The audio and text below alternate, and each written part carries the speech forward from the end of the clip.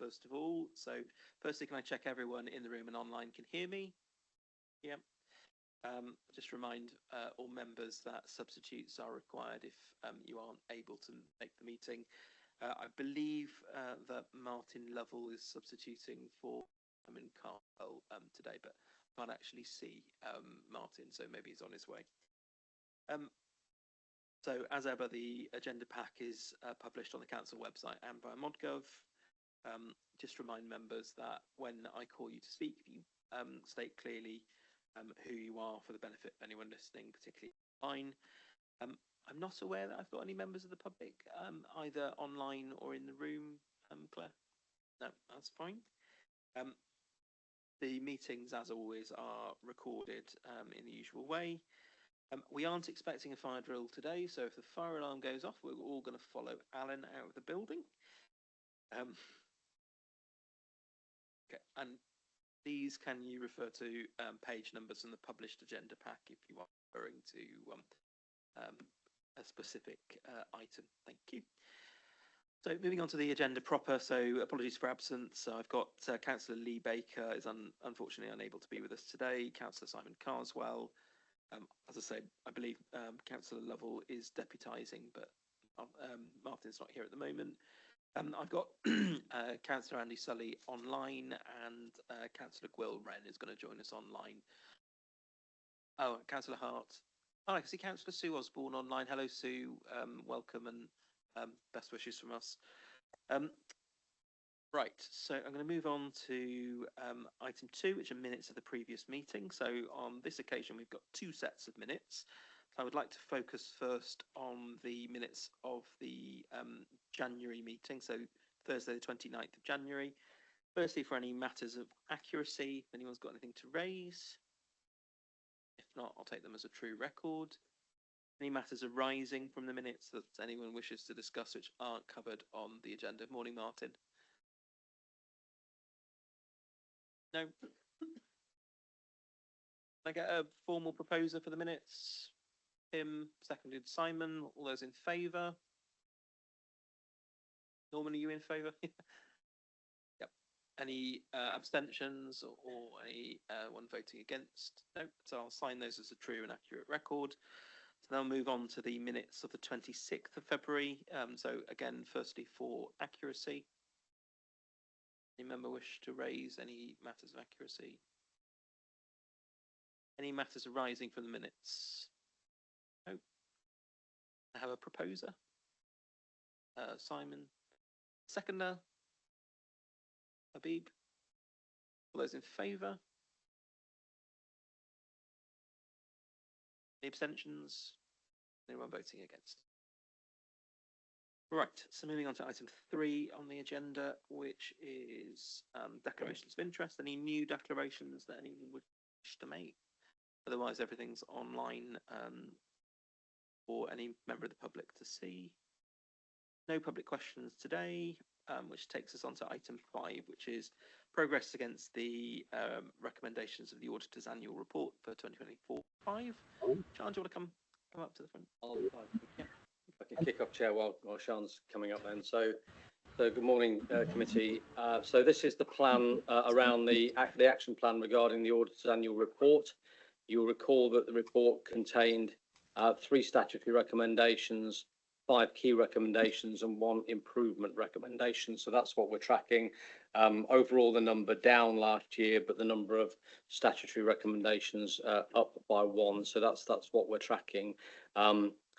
Sean will go into the detail now, but of those 34 actions within those particular areas, 13 are complete, 21 are in progress at the moment. So more work to do still to get them completed. So 2 of the statutory recommendations related to savings and transformation, which are linked to the budget and the production of transformation plans. That's what I was trying to do in here and I wouldn't do it. Sorry, can I ask whoever's got their microphone unmuted online? Perfect, thank you. So obviously we're tracking particularly those statutory recommendations. The two of them are complex ones that have got long-term solutions, and we expect the third one around the accountable body role to be resolved pretty quickly. And SWAP are doing some further audit work for us on that. So I'll hand over to Sian to go through the detail. Morning, Sean. Morning. Thank you. For those of you who don't know me, I'm Sian Kenny. I'm a Financial Governance and Policy Lead within the Finance Procurement Directorate. I've only got a little bit to add to Clive's very well-informed introduction. So as Clive said, the 13 actions that are complete and 21 remaining in progress are set out in table 2 of the report, and particularly in paragraph 12, the committee's attention is drawn to the 4 overdue actions, which, as Clive mentioned, relate to the statutory recommendations, which we're keeping a watchful eye on and close attention to. The finance team are still undertaking the validation and quality assurance role. So we still, where those actions are completed, we're still making sure that there's good supporting evidence and that we can see that those are completed in full, not just in terms of the action, but also hopefully we'll start to see the outcomes of those actions as well. So we're keeping an eye on those. Even though they are complete, we're still making sure that they continue to achieve those outcomes and that we don't slip in any way. All the supporting detail is provided in appendices A to F. They are grouped as completed actions for each of the statutory key and improvement recommendations and actions in progress. And the recommendations for audit committee are set out on page 25 of the report pack. And I invite any questions. Okay, so who would like to kick off? If not, I'll use chair's prerogative and go first. Boop.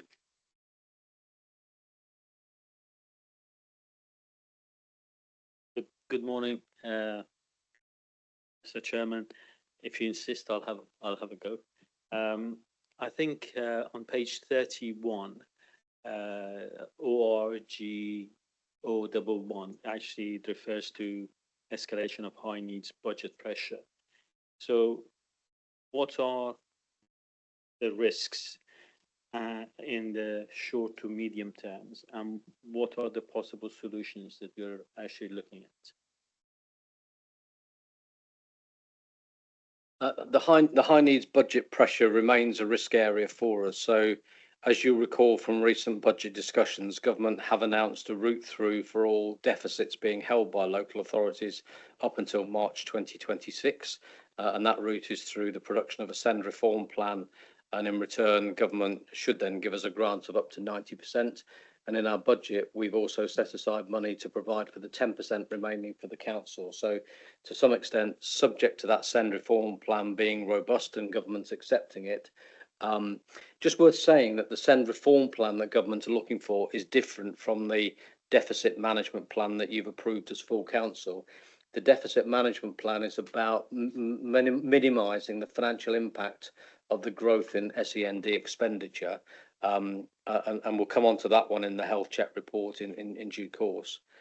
The SEND reform plan is about much wider engagement with the rest of the sector, with early years providers, etc. So for looking to us to be part of the wider sector. So when government ask about our position on the SEND reform plan, they're looking for you. Are you making every engagement possible with all the different agencies to make sure it's not just the local authority who are looking after children and making sure children are safe and vulnerabilities are sorted, but it's the wider system, as we call it, is taking a view on that and looking at that as well. And we're working together as a system.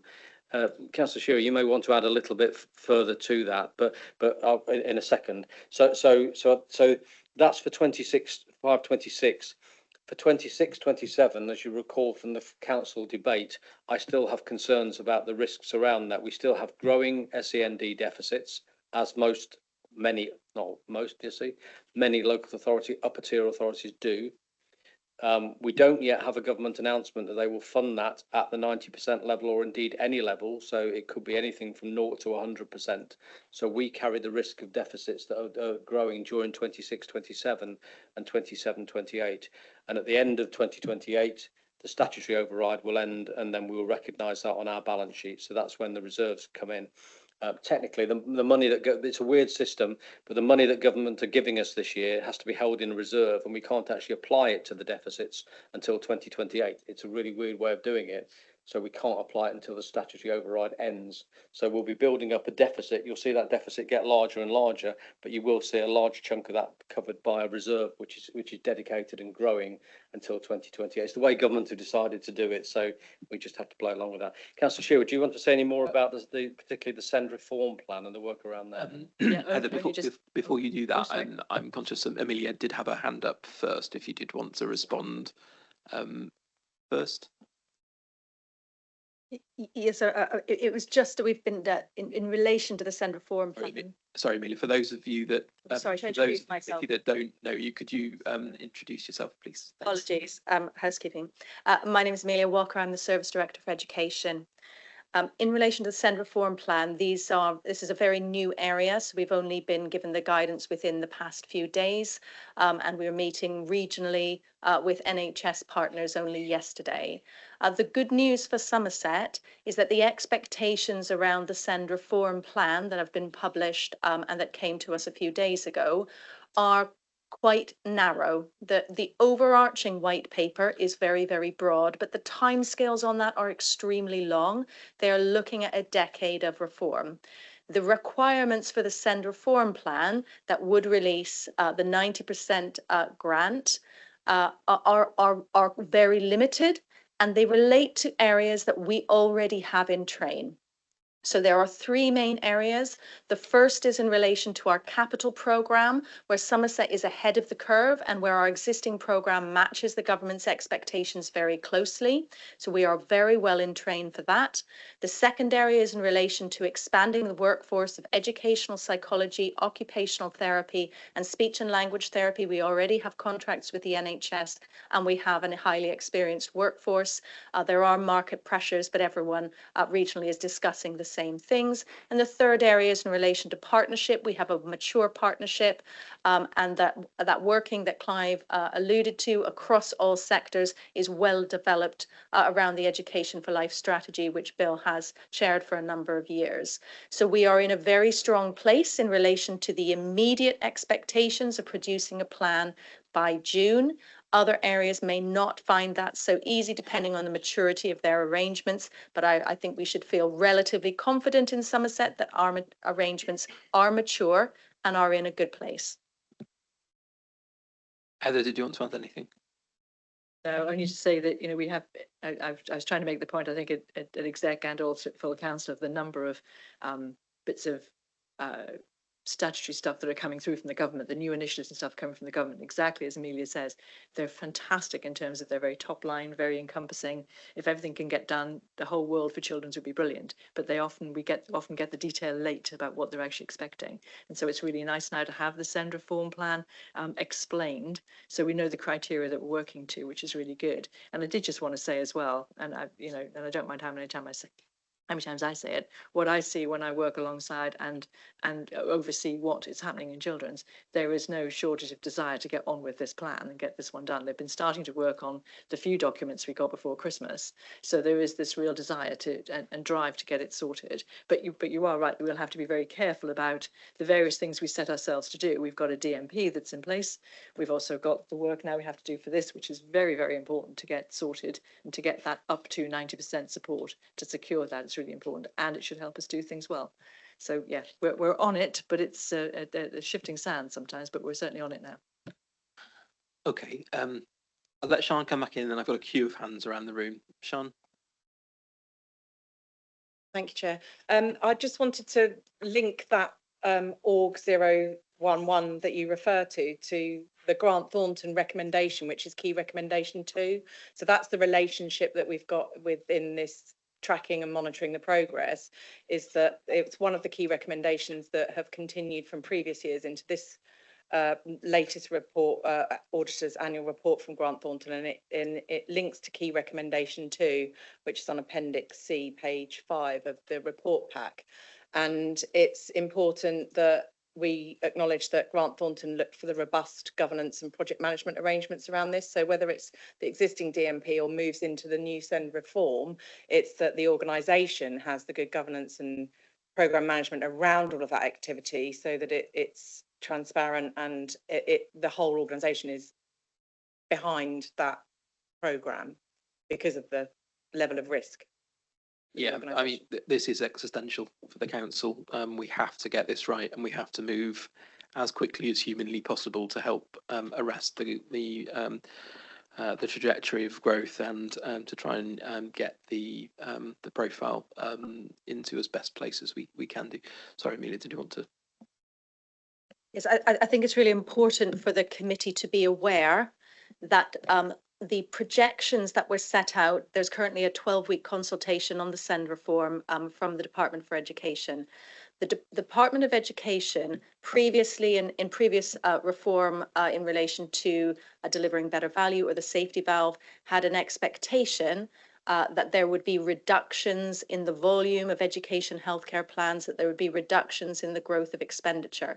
They have not continued that expectation, and the projections that they have published are an expectation that we will see the volume of education healthcare plans nationally double before they return to the level that we have now in 10 years' time.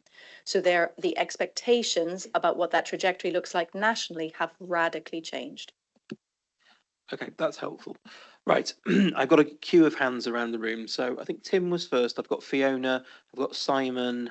Have I missed anyone? No, we'll go Tim first. Thank you, Chair. Tim Curley, Somerset Division. So I'm looking at page 54, the risk matrix that goes with this particular issue. And I look at the target score, it's 20, which is still in the danger area. I'm just thinking that is this because the announcement actually hasn't been made? And if the 90% announcement had been made by government, that impact would look different. Amelia?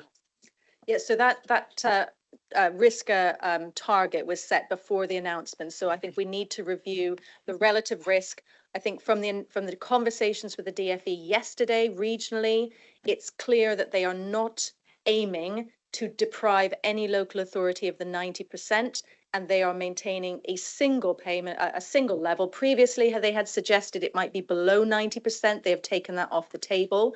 And what they said was, it is a pass-fail for the SEND reform plan submission, but that doesn't mean that you don't get the grant. It means you have to go back into a further round of negotiations around the plan, and then the 90% is then released later in the year. So they were very clear that it is not their intention to deprive any local authority of the funding it requires, but that there may be a delay in the payment of the grant if a local authority does not meet the criteria.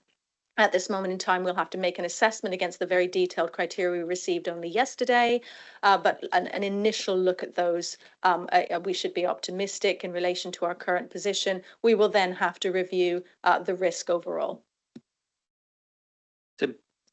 Yes, so I think, would it be fair to say that this is perhaps outdated, this? And I completely understand why it's in the agenda for the publishing time, but looking at that, this is sort of a bit of outdated data, I think. Thank you, Chair.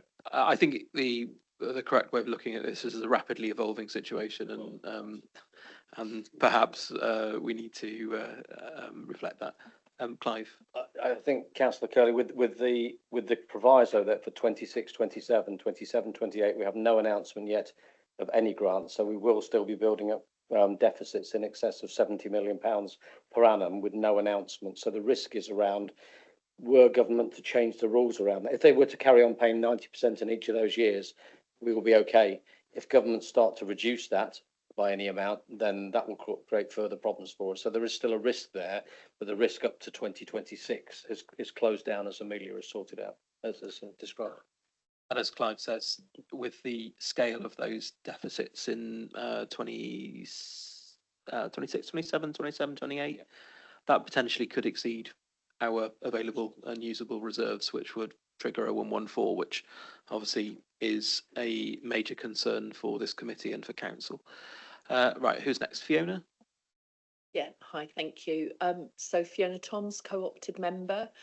So the question was already asked, so thank you for that. It's been answered. However, in Appendix B, which is page 35, there are three subcategories within this particular item, all of which, as at the 2nd of March, is showing as red and overdue. So I'm just wondering, especially based on what the update that we've just had, what the revised dates for completion of those might be. So I'm assuming SR1, SR1, 3, 4, and 5. 5. Yeah. So we're working to try and get a more evidence-based, on the first one, SR1, working to get an evidence-based approach to savings. So at the moment, what I inherited when I came was very much finance asking the service, where are you with the saving? The service saying, yep, we're okay, we delivered that. And their word being taken. That's not good enough to my mind. We need to be able to evidence it. So we're in the process of building an evidence base. I would hope by the end of March, we'll be in a position to be able to sort that particular one out.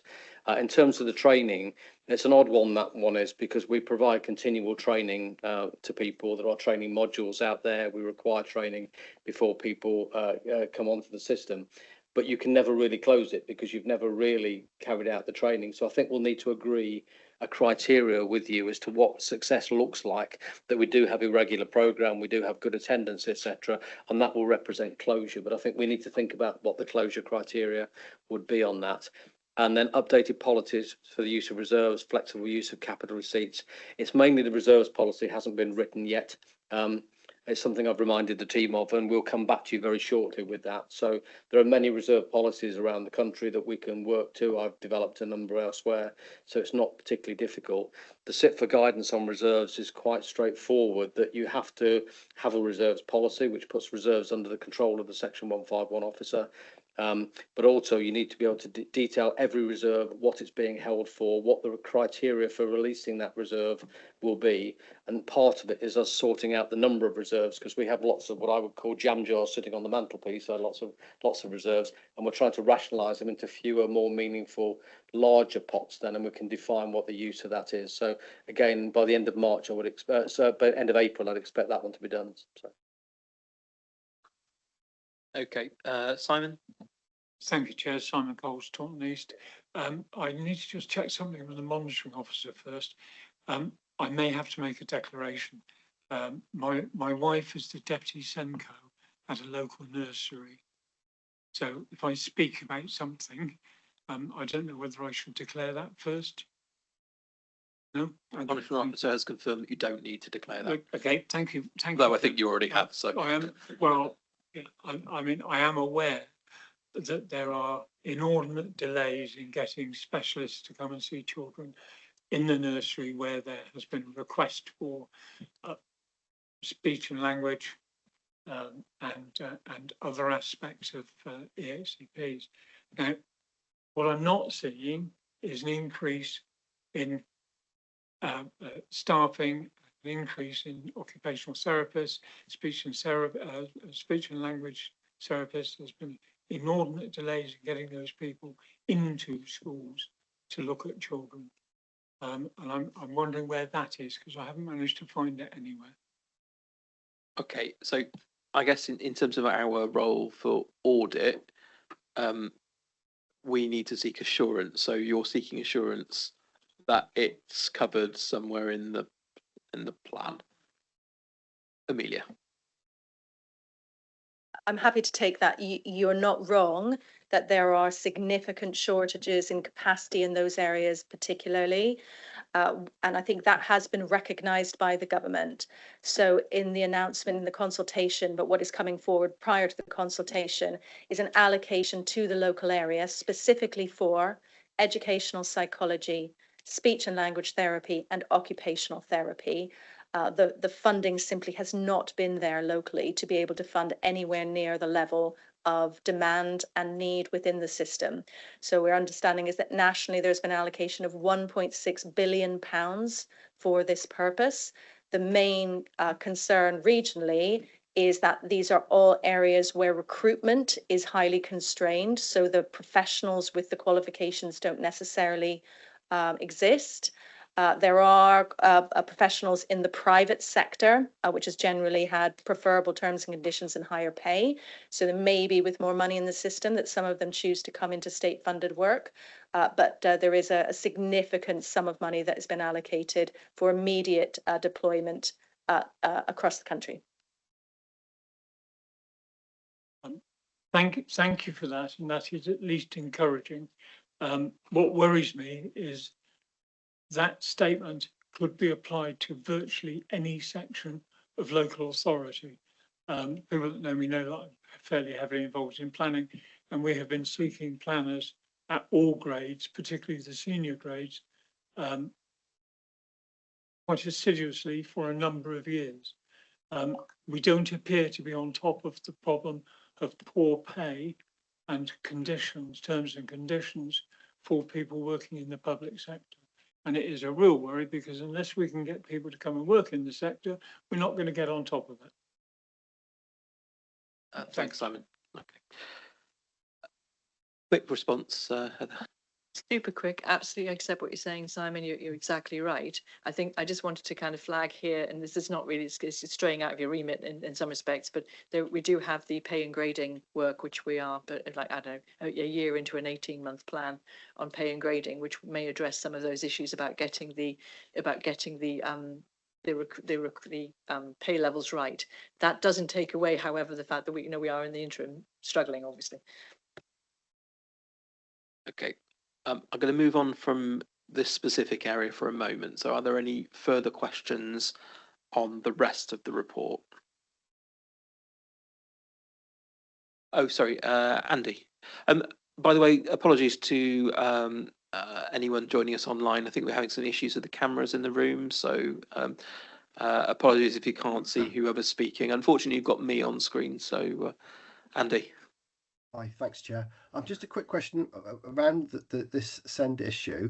One of the biggest costs, what a big cost, is the SEND transport. Quite often we're taking a child from one part of the county to the other, and it's quite expensive. I know Bill Revens has said figures, 10, 20, 30, 40, 50,000 a year to take a child to school. Now, this is part of SEND, but will the government be picking up the tab for SEND transport to school, in the sense that they'll be paying for all the other stuff? Will this liability still stay with the council, school transport, even for SEND pupils, or will this be paid by the government from 2029 going forward? Thank you. Live, Amelia, who's best placed to take that one, Amelia? So regrettably, there's no indication that SEND transport is likely to be subject to some of the financial changes we're expecting around the high needs block.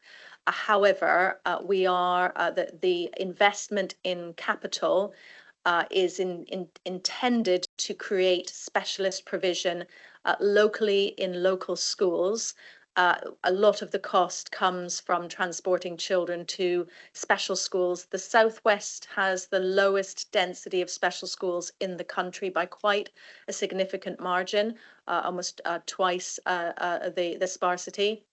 And so we are obviously a large geographic area. So our SEND transport costs are exceptional, like other local authorities in our position. So our current program of creating SEND units, which are specialist classrooms in local schools, is proving extremely popular with parents and with schools who are welcoming these additions. We are hoping that this will reduce the cost of transport over time, because children will be able to attend their local school, particularly at primary, where children are more likely to be able not to be on transport, which is currently and is likely to remain a general fund cost. Okay. Thank you. Thanks, Andy. Okay, so I'm going to go back to my original question, which was on KR1-2 on page 39 of the published agenda pack, which was about undertaking a specific review into high and medium cost placements and the associated commissioning strategy, with the aim to identify alternative lower cost options which meet the needs of the vulnerable. So we've got a progress score of 0% and a due date for the 31st of March. So is anyone able to provide me assurance that that work is are ongoing and will be complete by the 31st of March. Forgive me, I can't do two things at once, and my mind went off, and I didn't get the reference to the page number. Oh, sorry, page 39, KR12.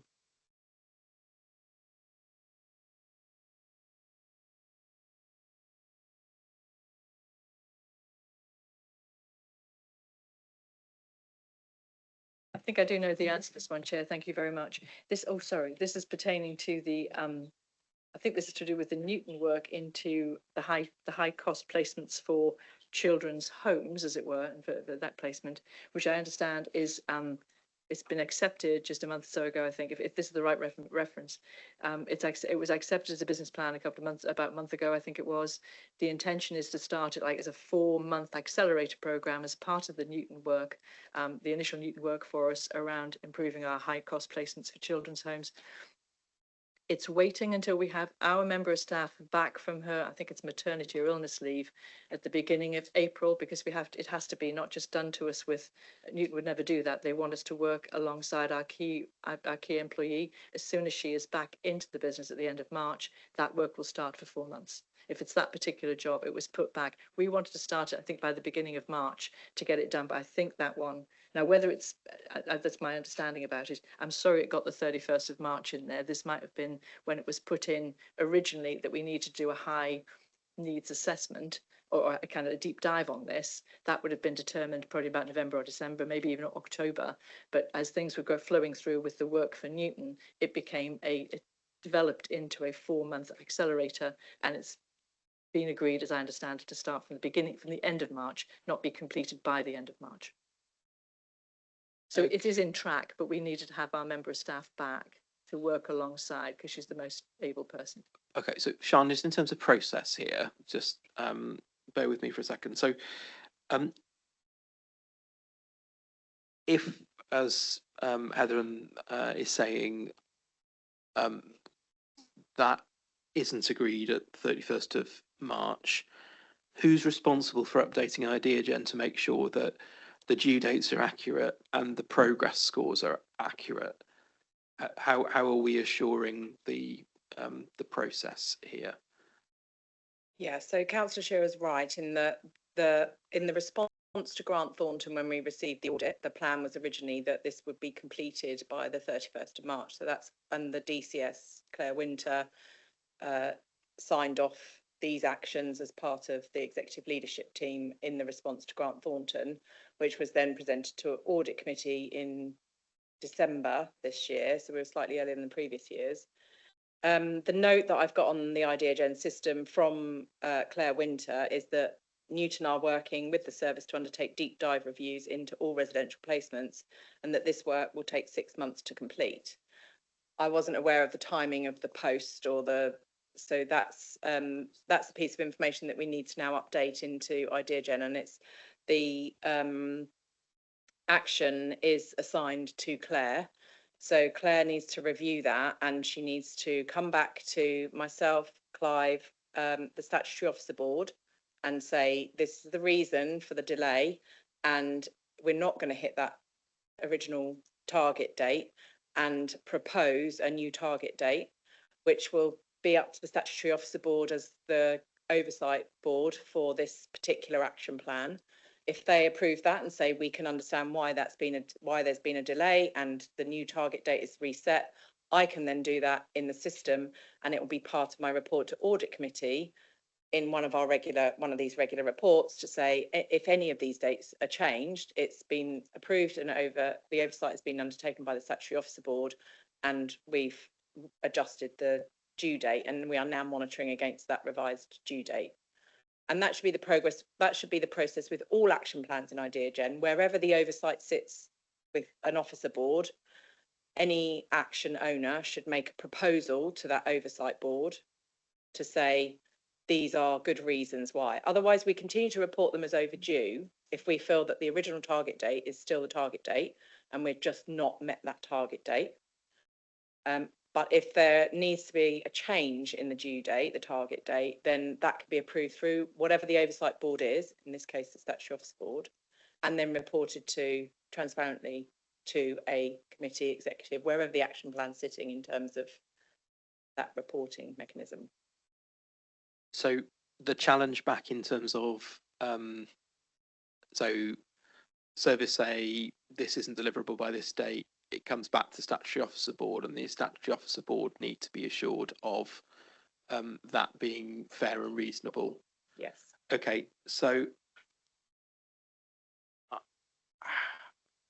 from this committee's perspective, obviously we are relying on this report to make sure that we are getting the progress against the actions which have been highlighted by our external auditors in this case, and various other parties in the case of some of the other reports that we received. So I guess where there are disagreements between the statutory officer board and services over what is fair and reasonable, how do they get escalated back to us? Is that just as an overdue item? Yeah, so some of the overdue items that we've spoken about earlier in relation to the statutory recommendations, those accountable action owners aren't saying we need to revise the due date. They are saying we're overdue, but we now are working towards end of March, end of April, and there's no need to actually request a change. There are circumstances that can be explained, but it's not a change. I'm going to have to look at Alan as a member of SOB to understand how that works from there on. I am a rose between the statutory officers. Always, Chair. Thank you. So just for clarification, essentially, the Statutory Officer Board will always confirm and check in progress in terms of the actions and how they're being delivered. If ultimately a service, any service, or a named individual within this report suggests that the timescale needs to be updated, we would expect to see a reasonable view of why is that the case? Is there an additional risk or issue that creates for the organisation? And as a result of that, is there a need for additional something, be it resources or activity, in order to address that particular concern? If we were satisfied as an officer board that the measures that were being put in place or the impact of delaying that due date wasn't going to have a material impact on the work that we were doing, we would accept it. If we weren't, we would then ask the service to consider what additional actions could be taken beyond those that have been already set that could be then to bring that back on track. So that's the work that we would generally do as part of this. I think on this one in particular, it feels to me as if there is a need for the service to ensure that the idea gen actions are being appropriately recorded and the evidence being put through to ensure that we've had that ability and you have that ability for that conversation. It also means that the Statutory Officer Board through Sean would then update the idea gen actions to say, yes, we've accepted it and these are the reasons we've done so. Okay, so more emphasis on the risk owner to make sure that they're updating the action plans. Sean, can I ask you to keep us updated if there are any changes in terms of the proposed due dates, and if there is pushback from the agreed actions from this plan? I think that is the assurance that I think we need to seek to make sure that that we are making progress against the auditor's annual report. Heather. Now I've got the grown-ups in the room. I know what's going on. Forgive me. I was partly right, but I omitted a bit. You're right, absolutely right. Back in October, November, or whatever, when this particular KR came in, and we said there would be a deep dive into the CLA, children looked after placements, which was done by one of the initial things that Newton did. Really, it was light. It was a light touch, but they went through the CLA stuff straight away. That was done in about November, December, but didn't actually find any actions that we needed to do. So it was planned in again, and it went through the IIAB, the Inspiring Innovation Assurance Board, and business planning process. And by February, it came to executive to do it again, but in a more in-depth accelerator, 4-month accelerator program. That's the one that would be done in the service with Newton, using our member of staff to back it up. So I was kind of right and wrong at the same time, but that does not. So we had ticked one box, so we would have been at 100%. But in between doing the light dive and then doing it had worked into something more sensible and more meaningful. So it doesn't take away the discussions you're having about how the service or anybody else manages to update these things as things happen, you have to remember to put them back into IdeaGen, or having gone through your statutory processes, to update it and make it correct. So, but I just wanted to say I was kind of right and wrong at the same time when I was describing how we got to this place and why we were behind the end of March, but we're partly behind the end of March because the first thing we did needed to be redone in a different way, and again with Newton again, but in more depth. So Schrodinger's response then is both right and wrong at the same time. Okay, so look, as far as, sorry, Liz. I just want to come in, Chair, to say you'll find this in the appendix. That was the Appendix K transformation programme. So I'm looking at Heather thinking, well, I've seen this somewhere else more recently. So I saw it at the February executive. We all saw it at full council last week. It was there. I think there is a challenge for us at this point to make sure everything that's going through the kind of checks and balances within the transformation programme is actually coming through, so that audit committees see it in a more updated version. I think there's a really good challenge for us here about how we join our own dots.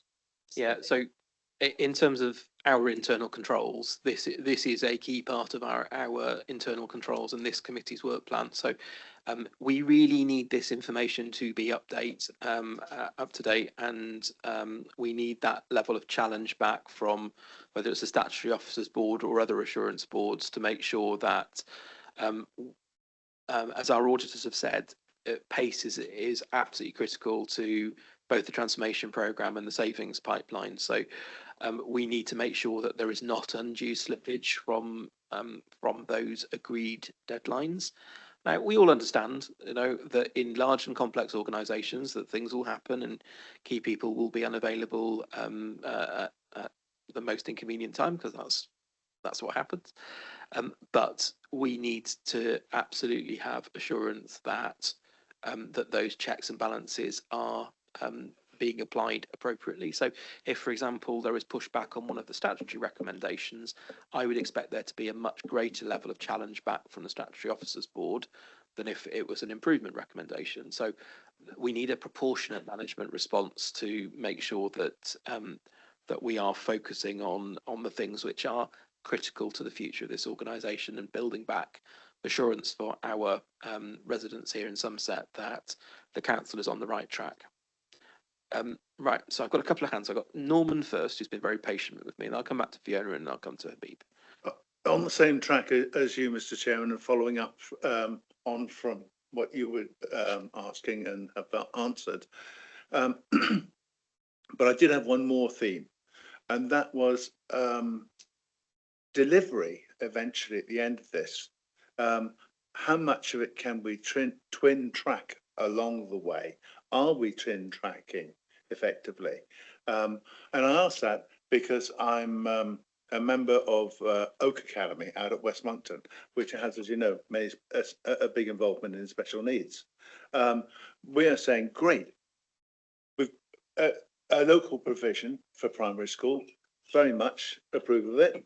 I'm sure most primary schools do as well. A year or two in a young child's life is an awfully long time.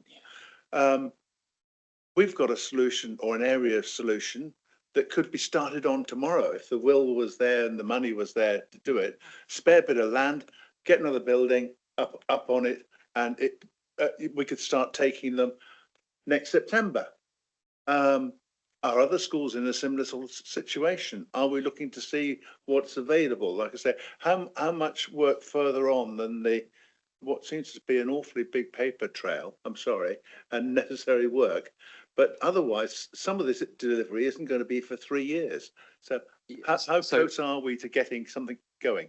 Norman, perfectly legitimate question. I guess we are slightly at risk of straying into scrutiny territory here. So as far as the assurance you're seeking, you're seeking assurance around just rephrase the question for me slightly. The twin tracking, if you like, within this research that you're doing here, how practical is it at schools? Have you already linked in with the schools to ask the question? Okay, so we're going to have a very brief answer on this one, please, Amelia. It is a difficult area for us because I think we're all keen to get onto solutions, but our role is very much to make sure that the processes and systems that make sure that that we stick within our guardrails are applied. Amelia.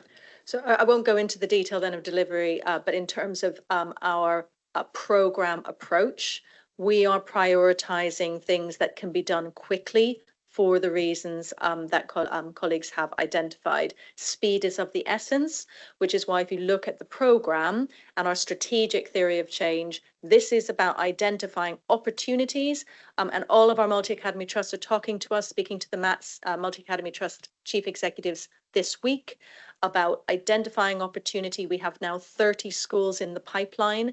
At the moment, our constraint programmatically is around capacity to deliver, which is one of the reasons we've asked the Department for Education to progress the special school as a parallel track to bring in more program capacity for delivery. So we're absolutely looking at how quickly can the program be delivered? How do we maximize our stretch? And how do we make sure the money goes as far as it can to cover the widest areas? So that's all about the approach we're taking to the program. Thanks, Norman. Right, Fiona. Yeah, just quickly to build on what you were saying, Chair.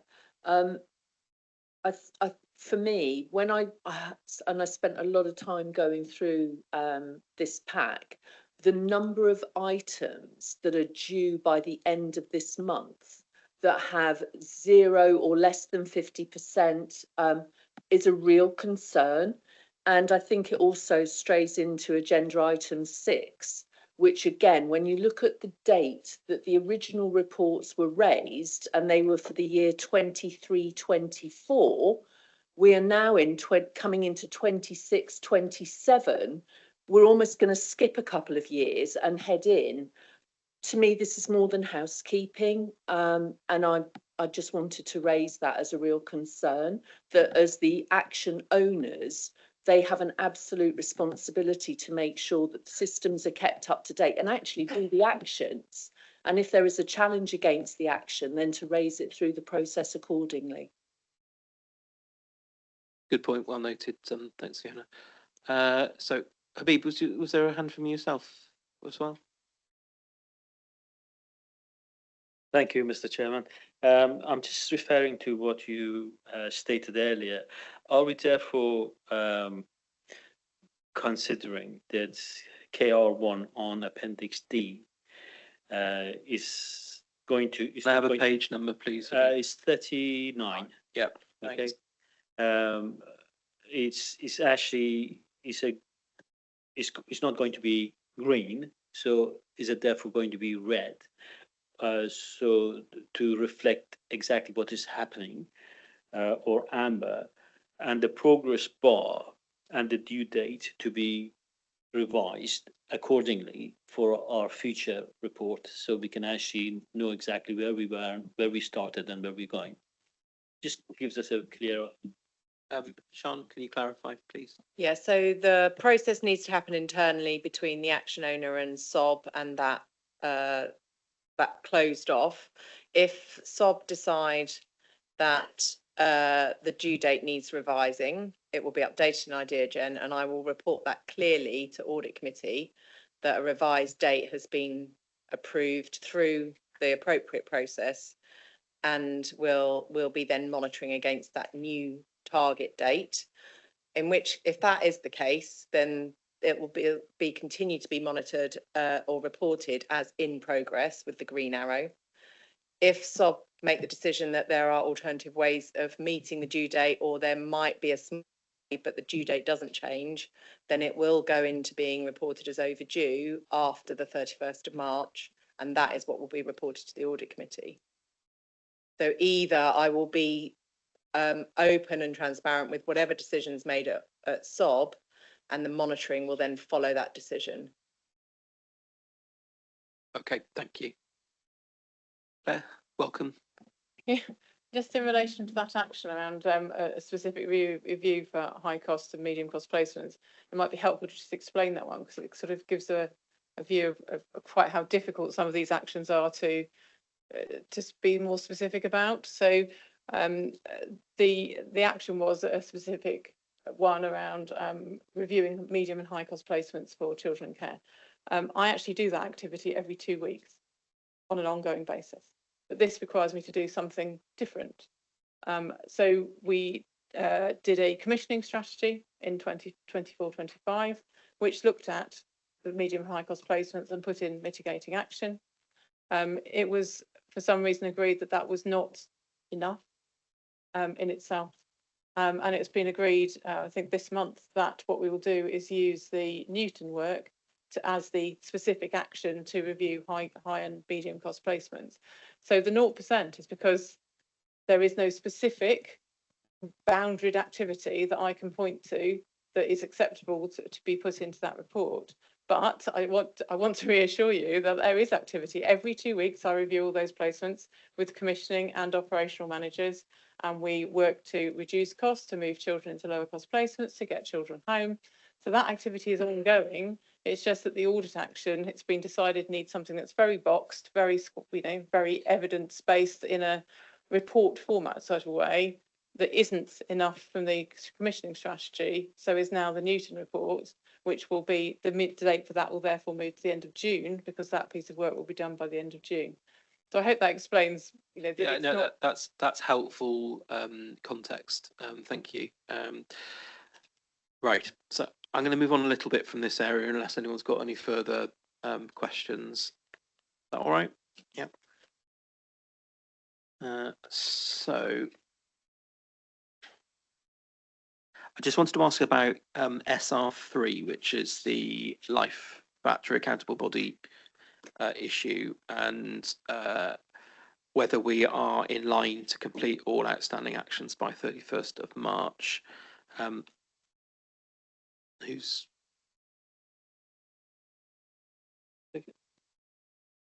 We've certainly completed the actions in relation to the Life Factory in terms of producing a lessons learned report and everything that comes from that. But the wider piece of work that we've asked SWAP to do is to look at all of our accountable body roles.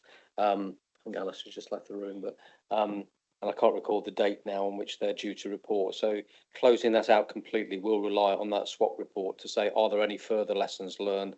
Are we still doing things that we don't think we should have been doing as part of the accountable body?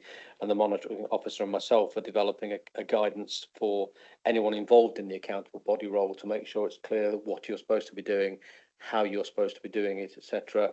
And we will also be nominating a dedicated officer, probably the Deputy Section 151 officer, who will be the single point of coordination for accountable body to make sure there's somebody taking a view and saying, are we on track with that one, yes, no, etc., and giving it that oversight. So we're certainly on track to deliver. I suspect it will slip slightly from the March date for those reasons. Alan?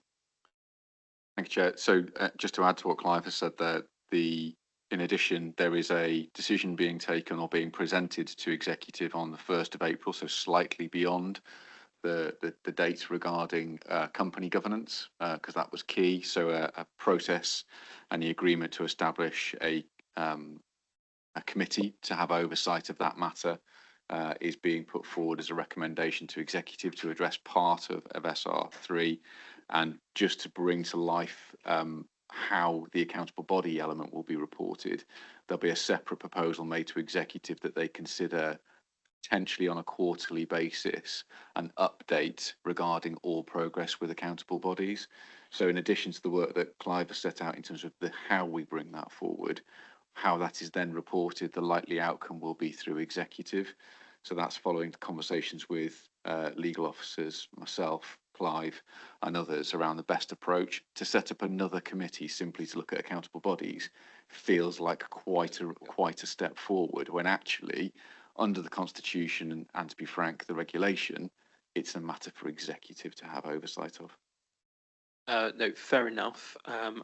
I guess from my perspective, do we have a single register of all of the areas where the council has accountable body status? Yes, Chair, we pulled together a list of two things we pulled a list together of. One is all areas where we have accountable body status. Some need a rethink. For instance, the Somerset Rivers Authority came up yesterday as one where we do have accountable body status, and I'm not sure we've defined yet what our relationship is, etc. So that's highlighted a few things to do. But also we're pulling together a list of all our local authority trading company interests as well, and that will come under the shareholder committee that Alan referred to. So again, we're getting a list of those companies together. Swap are doing some work with us to look at again those companies, and obviously we're working with specific companies to get a baseline position there. So I think that will cover off those risks. Perfect. As I said, when the external auditors announced this new statutory recommendation, I think this one, in many respects, is the easiest one for us to close off in terms of the discrete nature of the risk and the mitigations. So I'd quite like this closed down as soon as, so that we can focus on the longer term, more systemic issues around SR1 and SR2. And Chair, just to comment on that. So what I was keen to do is make sure that although SR3 was specific to Life Factory, we were learning the lessons across the entire universe, as we call it, of different accountable body roles. So that's picked up once and for all. No, that's helpful. Thanks for the clarification, Clive. So, members, do we have any further questions on this report, or are we happy to note it and move on? Yeah. Okay, so I'm going to move on to item 6, which is progress against organisational health action plans. Chair, if I may introduce this and then again hand over to Sean, and again I may steal some of Sean's thunder here, so apologies in advance for doing that. So we monitor lots of action plans within IdeaGen, and it's a great tool for monitoring individual action plans and for individual owners of any action plan, whether it be a risk or whether it be an action plan linked to one of the health checks or anything else. It's a good tool for monitoring progress, and we use it effectively. It's not a great tool for producing reports that actually pull things together. So Sean, and I think helped by Sarah as well, I've done some work to try and pull this together for you so that we can look at the key organisational health check reports. Now, bear in mind, these organisational health check reports are ones that are looked at by the likes of the auditor. They're looked at by MHCLG in terms of progress against our plans and our exceptional financial support applications. So it's important that we monitor progress against them and make sure that actions are being taken and delivered.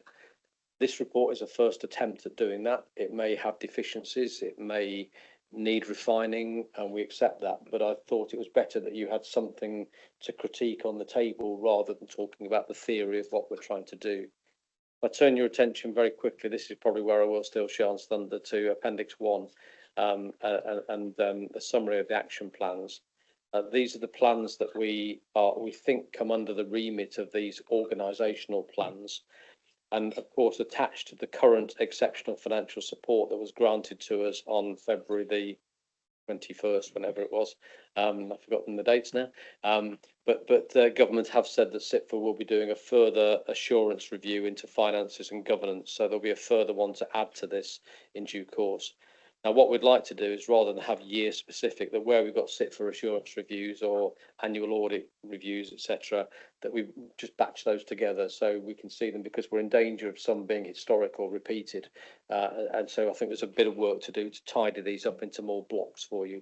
But essentially, from the 6 plans or so we identified as the initial one, there were some 658 actions that were identified, of which roughly 1 in 5 of those remain either overdue or in progress, but with 0% attached to them on IdeaGen. And so we need further work on those to bring them up to speed. So what we're hoping is that you as a committee will be informed then and can give the push and the steer.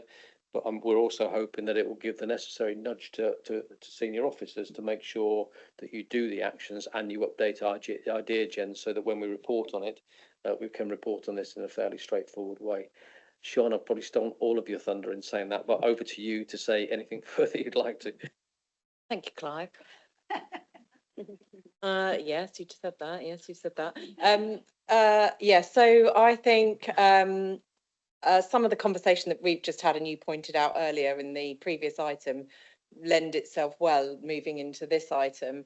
And just Clive has pointed out the kind of numbers and where things are in progress and overdue, and some of the length of time that those activities are overdue is what we've tried to focus on in the Appendix 2 and 3. So Clive's referenced Appendix 1, which is the overall summary, overarching position. And then with the help of colleagues in Sarah's team, we've pulled together what we can see on the system, which is over 12 months, focusing on those. Is it about tidying up and clearing, or are they actually actions that we still need to complete as an organisation? Then it moves to 6 to 12 months, and then I've also given the committee the information around the 0 to 6 months, but some of those are a couple of weeks, some of them closer to 6 months. So really the focus is on the really out of date actions and getting them in a position where we actually understand what the true outstanding activity position is, which we can then monitor successfully. The recommendations in this report, there are a number of them compared to the last one, which was a note. There is actually, I am through this report asking Audit Committee to endorse and support Sarah's team, my team. I work very closely with Democratic Services, with performance assurance and risk across all of these action plans. They are organisational health, cross-cutting, but it does need that support of an endorsement of the Audit Committee, particularly in summary. I won't go through each of those recommendations, but it is about regularly updating progress and evidence so we actually know what the true position is. It's not just, we've done a huge amount within all these teams trying to tidy these up with action owners, but it's about their responsibility in maintaining that and not us being chasers of that activity. Strengthening the directorate level governance and actually not just having SOB oversight of these actions, but in each directorate having regular conversations with executive directors and service directors, looking at all of those actions that sit within those directorates and organisationally owning this, not just it being about SOB having oversight of it. So support and endorsing that. And then seeking assurance from directors when activities do become overdue. So it's not just for the performance assurance and risk team or the in terms of the AGS, the Democratic Services team or the finance team to be held accountable. It's having that ownership within the directorate and the audit committee seeking that assurance from the relevant directors. And endorsing monthly oversight by the executive leadership team. So SOB is the statutory officers, it's a narrower group, whereas the executive leadership team is a wider group, and for them to have oversight of this is valuable. Thank you. Thanks, Sian. So I guess before I open the floor up, can you explain to me what the escalation process looks like with the action owners? So if they are not delivering, so at the moment you say you're chasing, what is the sort of management approach or response to people who aren't progressing areas that are actions that should be identified by our external auditor? Chair, shall I have a go at that one? So if I can illustrate an example of my own directorate. So as in my own directorate, and this is what should occur across and does occur across each of the directorates, as part of our management meetings and our one-to-ones, we review the actions that are set within IdeaGen more generally and go through and review that progress and ensure that the evidence is accurate and appropriate. In addition, as Claire has just outlined as well as part of her introduction to the last item, I also review that myself as an executive director, and each of my service directors do so on a regular basis to ensure that the evidence is uploaded and considered. Where we're not seeing that progress, Statutory Officer Board is almost the last line of defence in terms of reviewing that. And if there is a need more corporately to push a particular viewpoint, those messages tend to then be delivered by the Chief Executive to all service directors and heads of service. And there has been occasion where that has occurred in order to address areas whereby we've not had the level of progress that we need. So they're the three elements that are used in order to kind of track through that progress. if we're not seeing that progress more generally, ultimately the final point is here. So if we're not seeing that ultimate progress and nothing is being done to address those issues, and we're still seeing a lag in that progress, ultimately that needs to be reported to you as members and flagged as a concern. Clearly, if you have recommendations that say you are unhappy, you wish to see more, that then means that management would need to respond to that request from audit committee about having the assurance you need. Okay. I'll bring you in a second, Fiona and Tim. I'm conscious that some of the actions in, so for example, Appendix 3, AGS F01A, strengthen the council's approach to commissioning, which is both massively broad and vague. And how can you ever do that? It's a continuous job of quality improvement. It isn't a final destination. So I'm not sure you could ever say that that is done. So it's vague to the point of absolute waste of time. So how are we reviewing some of these actions to say what is no longer adding, or what is not going to add value to the council in future? I'm not saying we shouldn't improve our approach to commissioning. I'm just saying that the audit action as a finite endpoint is not achievable. Thank you, Chair. I think there are a number of lessons learned from the early years since vesting day, since the authority was created, in terms of the nature of the actions that are put in here.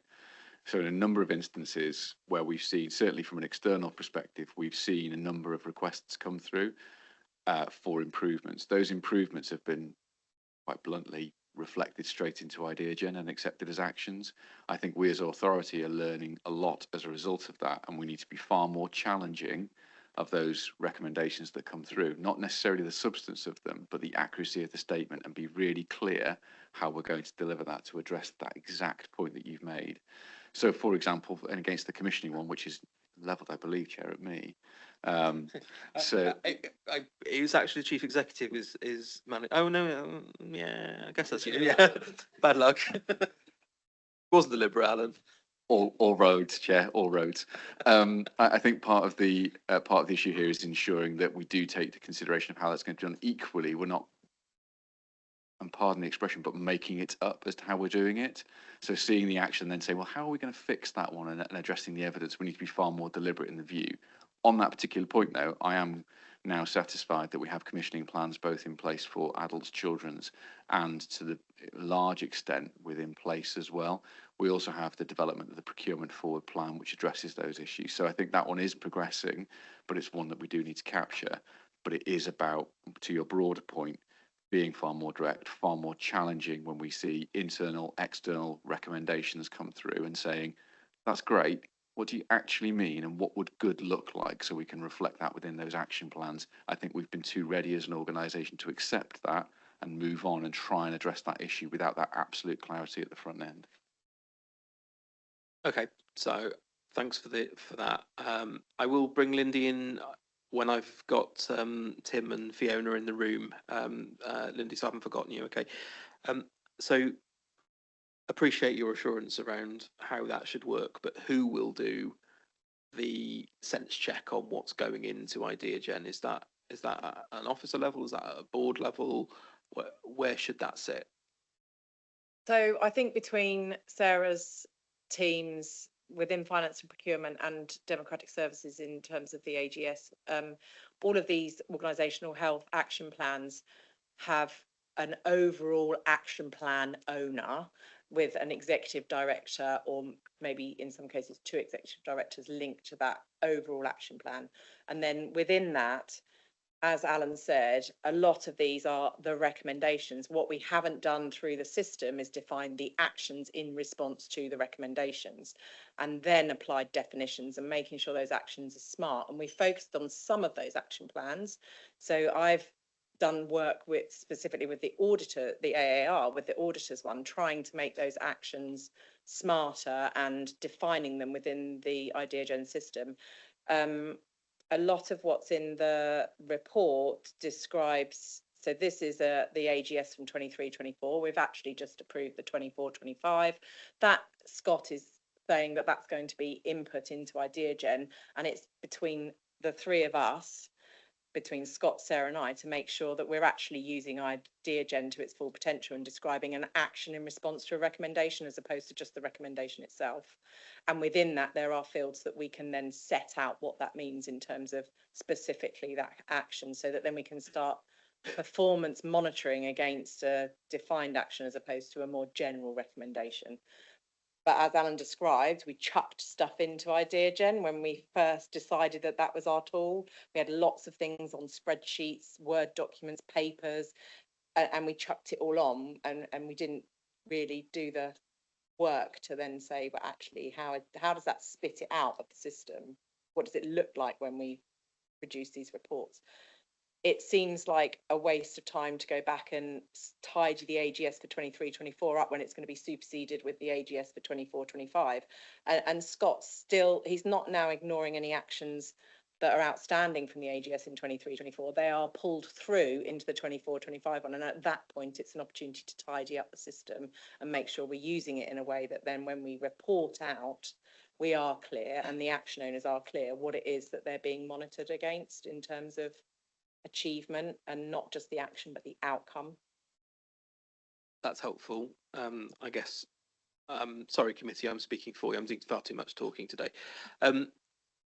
In terms of how we will use this document, I think it's really helpful to see it in one place, because it gives us I guess a heart rate monitor of exactly where we are in terms of the organisational progress against all of these external stakeholder reports. But I think we absolutely need to make this document usable for us. So having stuff that's still on here from 2022-3, either it wasn't important, it should have happened, and you know, should be escalated, or it's been superseded. So we've got to be a lot more focused, I think, in getting that down. I think from the nods of approval, I think you're probably in the same place. Is that right, Sarah? Absolutely, I agree, Chair. And we are just kicking off that work in terms of system cleansing. So it has grown sort of exponentially. We have baselining underway, and then we will do that cleanse. And as we do that, that's an opportunity to be really clear with action plan owners, action owners, to also make sure that people have the training and understanding they need to use the system. So you know, it's our role to make sure we use it as efficiently and effectively as possible and support our officers in that. And sorry, I forgot Alistair and SWAP. So I'm working closely with Democratic Services and Sarah's team, but also with SWAP, because as we've seen, the majority of these quite overdue actions are with internal audit action plans. And it's working with those action plan owners. So at one point, SWAP, an internal auditor, would have agreed a report, an audit report, and the audit recommendations and the actions would have been agreed at a point in time. If there's not already a follow-up audit planned in the internal audit action plan, we're trying to focus on those. But if there's a follow-up audit coming, it's leaving it there and letting the follow-up audit then supersede and do that, because Alistair's internal audit team are there following up on those actions. And if they are still outstanding, what's the next step with the SWAP audit and an audit report that goes through that due diligence process without it being just an IdeaGen activity where we're just going into actions and updating them and tidying them up. It's about where the governance and oversight sits within each of those individual plans, because they don't all feed into the same pipeline ultimately with SOB. But the SWAP internal audits go through Alistair's team, the corporate peer challenge goes through Sarah's team and executive, the AAR comes through here. So there's many routes to making sure that we're not just going in as a system cleansing situation where we're overriding something that needs the governance sign off. And so as part of that baselining, part of that is being really clear where each of these plans are being governed, so that we have that organisational overview and real clarity in terms of where accountability escalation sits.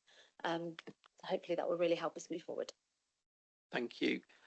Alistair, just going to bring you in there for a moment. So in terms of best practice, in terms of how we are overseeing this, and how we are managing this as an audit committee, are you satisfied that those are a sensible approach, and there's nothing else we could do to improve assurance. I think from our perspective, this report, as Clive has said, is definitely a step in the right direction. As an audit committee, you need everything in one place that gives you that corporate overview. So does senior management.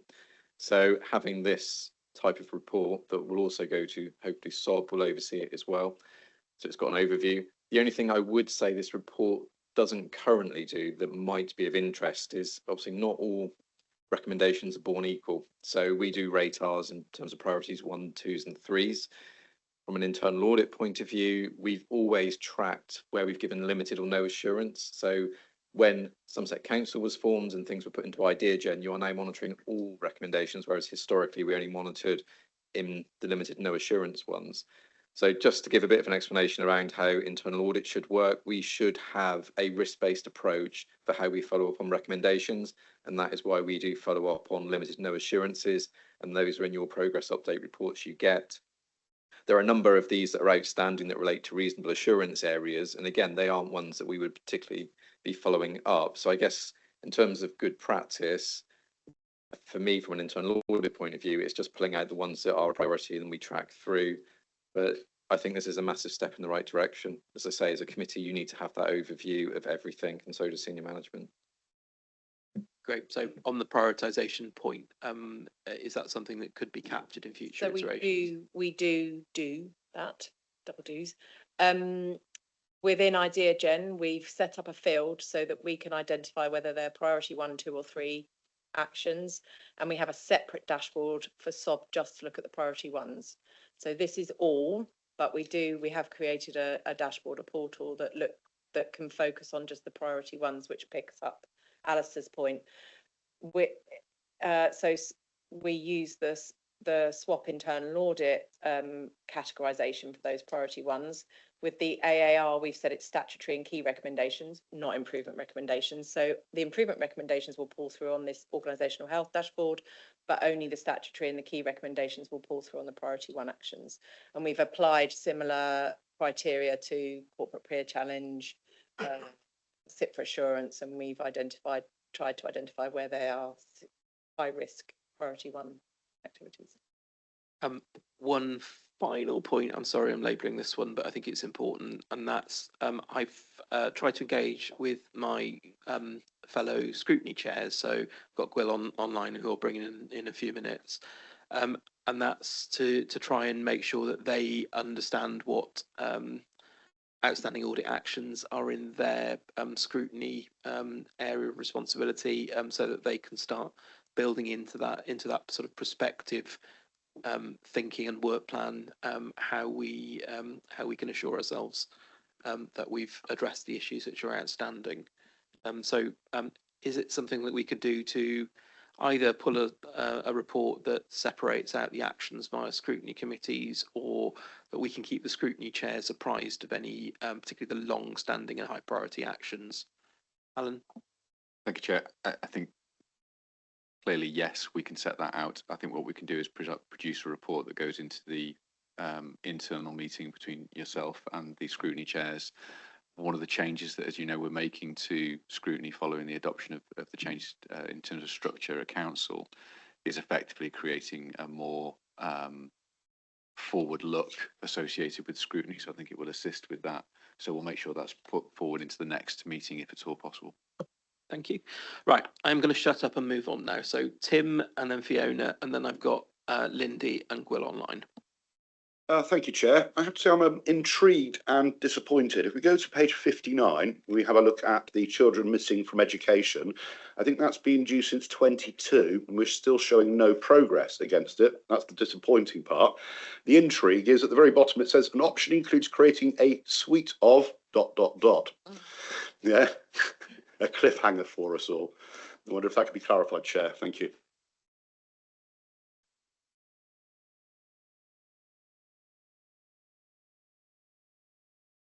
Amelia? Education September 22. I'll come back to you on the ... because I can look it up in IdeaGen. Well, everyone loves a cliffhanger, don't they? We haven't yet located it. There's a lot here. I'd like to make a general point, which I think has very helpfully been raised by the committee. We review our outstanding audit actions with Alistair's team every single month as a management team. We have a number of outstanding audit actions, a number going back a number of years. One of the things that we debate every single month is how do we get this completed for the reasons that Councillor Hewitson has raised. We're just looking at one now which says improve reporting on the DSG. I genuinely don't know when we will be able to say it's good enough because that is ill-defined, and we have a large number that are either ill-defined in terms of what good enough looks like, and we have an ongoing debate with Alice's team about will we know when this is done, and we also have a number which are perennial wicked issues which we will be working on likely forever. And so our ability to draw a line in the sand and say this thing that triggered this at this time, we've done enough for now. We will obviously continue to work on this area for foreseeable future. That doesn't mean that considerable work hasn't been done, but there is no line for us to be able to say, okay, we're done now. On that one in particular, I'm sorry, they're trying to find the Page 59, so from 1506, children missing from education. some of these, it's so long gone now that no one remains in the organisation who was present when it was agreed, including in the audit team. So we have sometimes an ongoing debate about trying to identify something that could stand in for the action. I think if there could be a general agreement that things that are now so distant that no one yet still, including an audit, recalls what it related to, and we're having to invent things in order to complete it, it would be really helpful for us to be able to shut those down. Yeah, so I think in terms of providing assurance, we can't give a blank check to say that we can close them all down. There has to be a process associated with that to make sure that there is fair challenge. I take the point about organisational memory and the loss of specific officers over time, but the audit recommendations in the first place should have adequate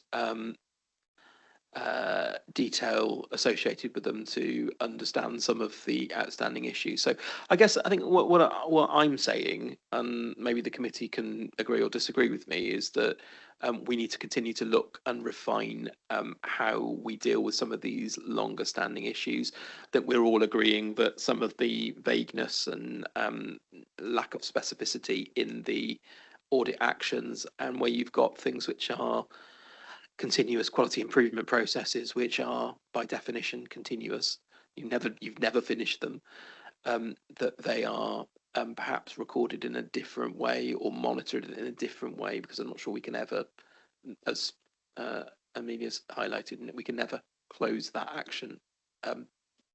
Sian, do you want to come back up? The missing ...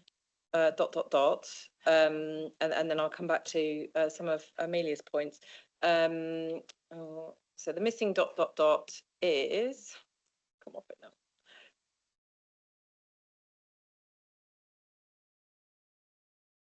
Sorry, I then went on to find the original audit report. So it's an option includes creating a suite of ESS training modules on the e-learning centre with CME processes covered as one element of this. Training will need to reflect new roles post-service restructure. Within the IdeaGen system and within SWAP's internal audit system, we can go back to the original audit. I just pulled it up. I can see that the findings was in relation to staff training, and at the time the finding was that there is no structured ESS specific training programme. Training on CME, CMOOE is not formalised and could not be evidenced. Management has identified a need to improve ESS induction processes and implement an induction matrix to standardise in training programme. So if we can go back to the original audit report and we can look at the original findings, if those findings are no longer appropriate, things have moved on and the evidence is there that that is now in place, we can definitely close that action off. I can see I've opened a can of worms now. So just a moment. So I've got Liz, I've got Clive, and I've got Claire. So we'll follow it in that. Thank you, Chair. I just want to say I do really welcome this report. I think it's timely, 3 years since vesting day. I think this is the right time. So one of the things that concerns me is that job titles are out of date now. So I think there is it's not housekeeping, it's spring cleaning, isn't it, that needs doing. And I just wonder if there is anything that's taken out, that we take the same approach as we did in budget setting when we had from the capital programme, we had anything taken out as a separate appendix so that members could see what had been taken out and why. And I wonder whether that's an approach that would help here too. Thank you. I think that would be a good thing if we had visibility of that, Clive. Yes, but when there are audits outstanding, it's for the service manager and director to agree with the auditor the management actions. And if those actions are no longer appropriate, the people are not here, that's an action to be agreed with the auditor and closed down with the auditor's agreement. It's not a role that finance or risk should be performing. We shouldn't be doing that on the service's behalf. The ownership and the accountability is with every service. And I'm not pointing at any one service, highlighted one particular one, but in general terms, if they are out of date and inappropriate, agree that with the auditor and close it down through that route, close it down within Idea Gen. What we can't do is just ignore it and leave it and say it's 0% complete within Idea Gen. That's not appropriate. So, Alistair, are you able through your team to, I think what the committee is asking for is to try and get back to bedrock in terms of clearing away some of these historic actions wherever possible, to help give us a clearer focus in terms of our priorities as we go forward.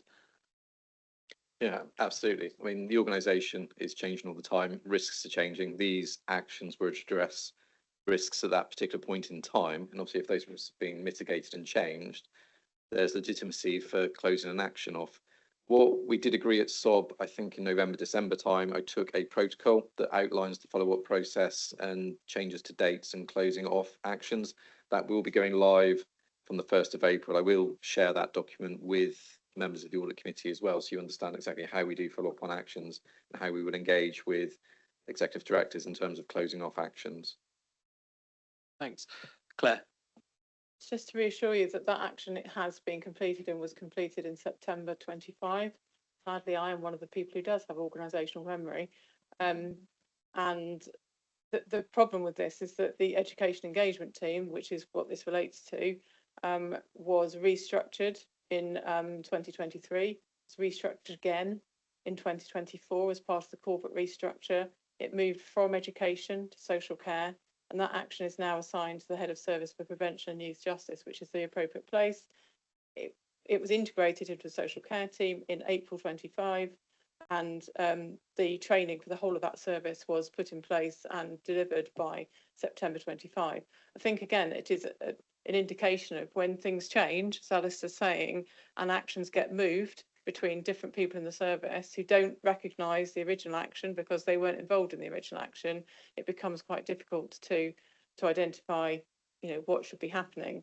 I think just for me in Idea, I have 118 actions that I have to review on a regular basis. I also have to review all the actions with all my managers underneath it to try and help them have the organisation. Remember, it's probably 500-600. I will do that exercise to try and get this clear. But I can assure you that this action is complete.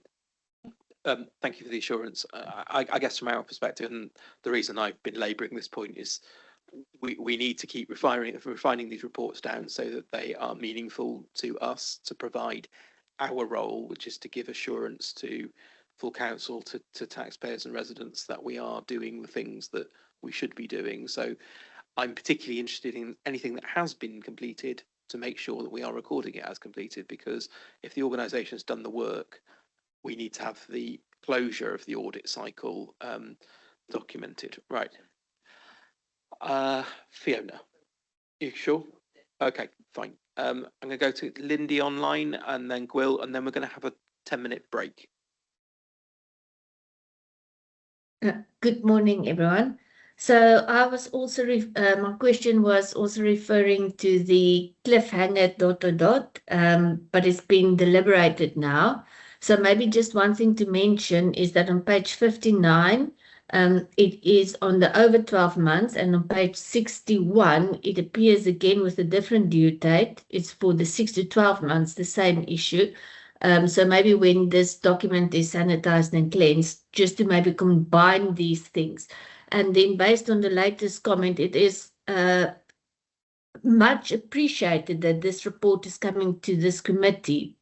However, it's also very, very disappointing that we have to spend time going through a document that's not been updated, and you spend your time reading through this, preparing for the meeting, just to find out that the action has actually been implemented. So I don't then know, as much as I am thankful for a document like this, if just for the sake of sending a document to this committee, I think better care should be taken in future to make sure that the document is accurate and that it actually reflects the current situation at council. And then my last part of my comment was on page 75 on the business continuity.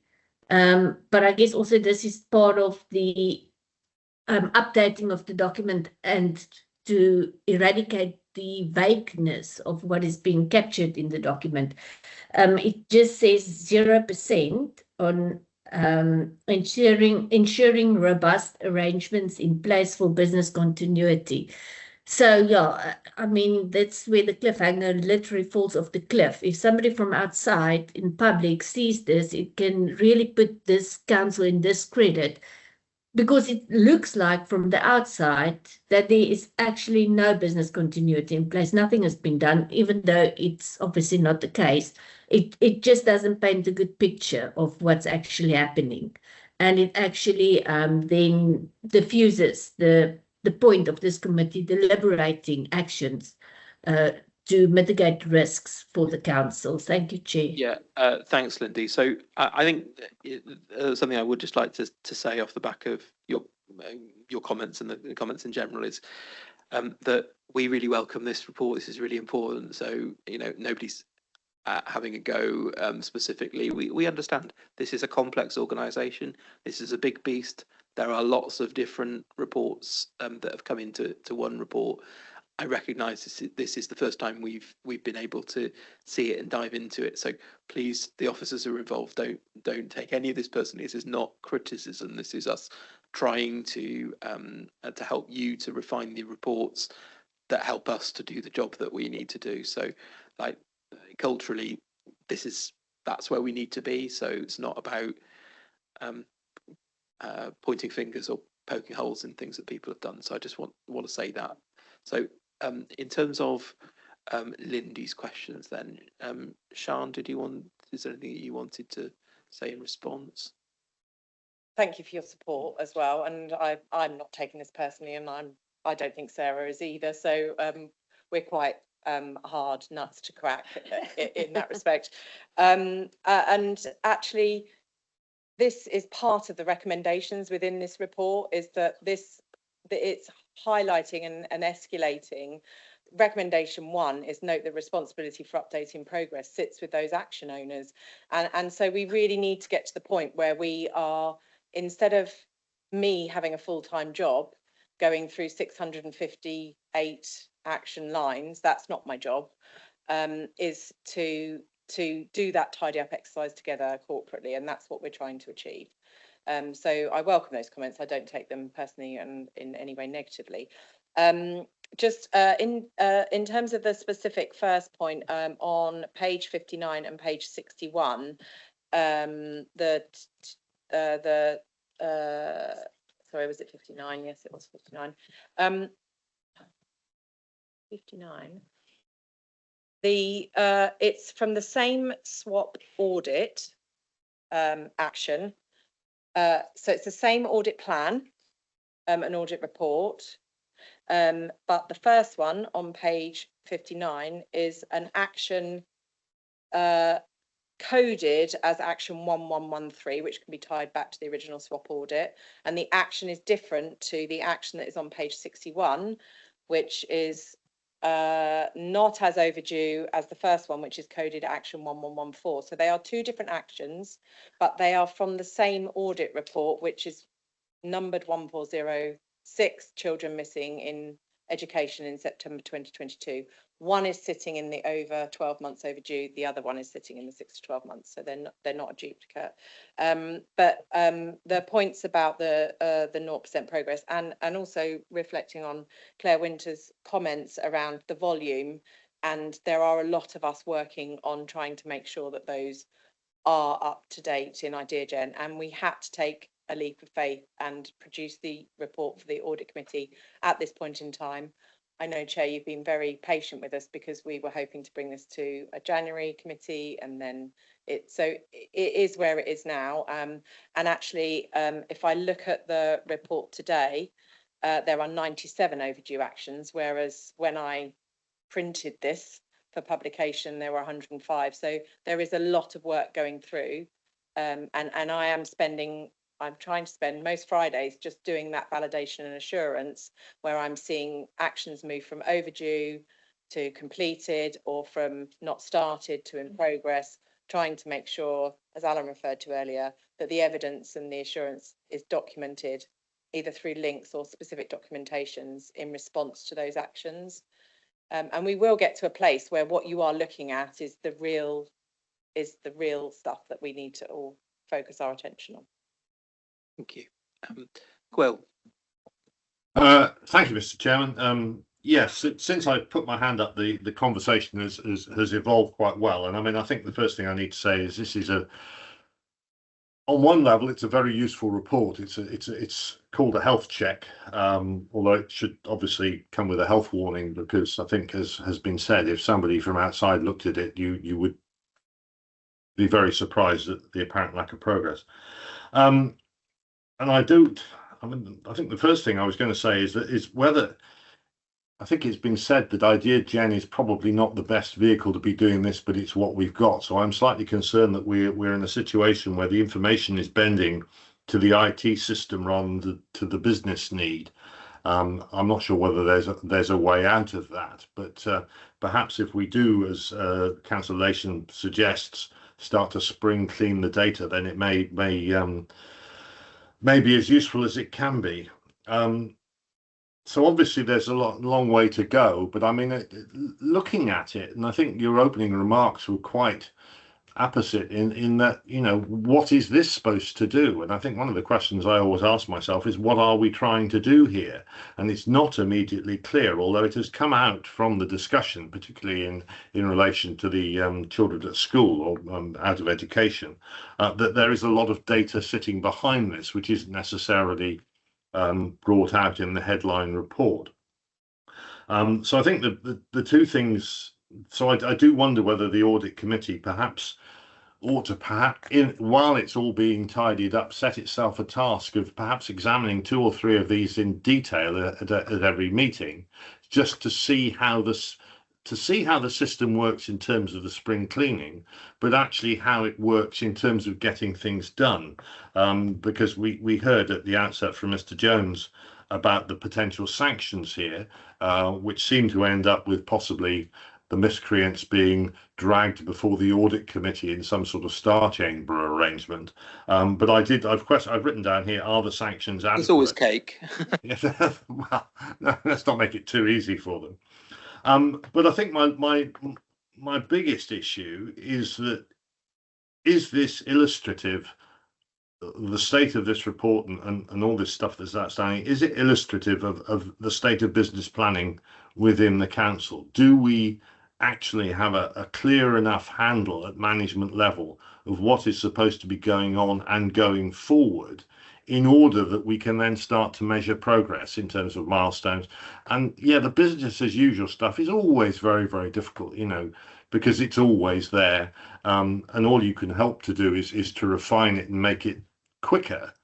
But there will be specific things here, the jobs that have to be done, that will have an initiation point, they'll have a start point, and they will have an end point. And I'm not at all convinced that we've actually, at management level, really got a grip on that. And this report would seem to support that view. I haven't got a specific question. I mean, in a way, I'm the last speaker, and we all want to go have a cup of coffee. So whether this is a summing up, but if anybody has any feedback on that, I'd be interested to hear it. But thank you for allowing me to speak from the vasts of West Somerset. Always a pleasure to hear from you, Will. I don't know if any officers do have any sort of final summation on where we're at. Alan? Thank you, Chair.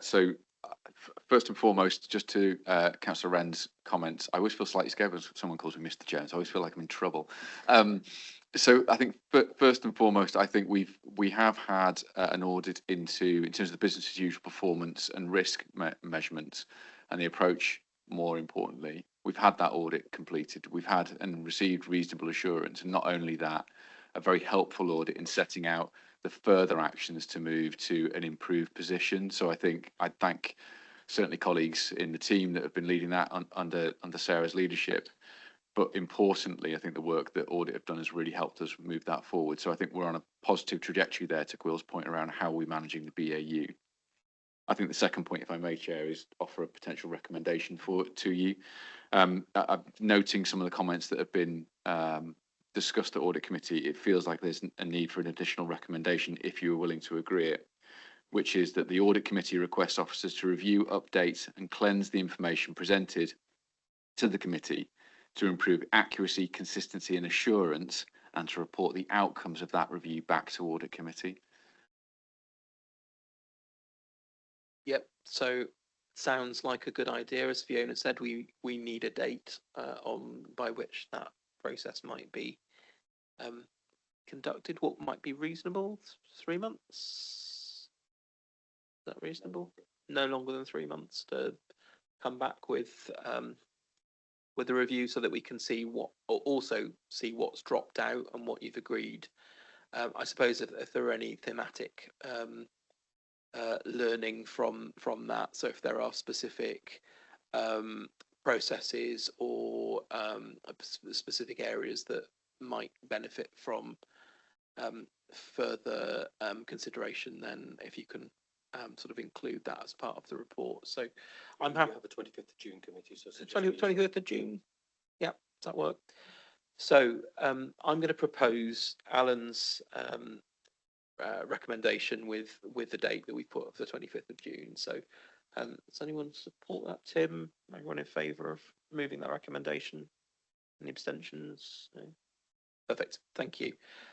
Look, thank you to the team for this report. I think it's incredibly helpful to get this level of granularity around what issues are remaining. As I said earlier on this year, one of my key concerns is to try and close down the outstanding number of audit actions for this year. So it looks like we're making good progress, but obviously it's never a tick and done. It's always a continuous process. So thank you, and thanks for taking the feedback in the constructive spirit that I think it was meant. Okay, right, so we're going to break for 10 minutes now. Usual catering arrangements in the kitchen. Okay.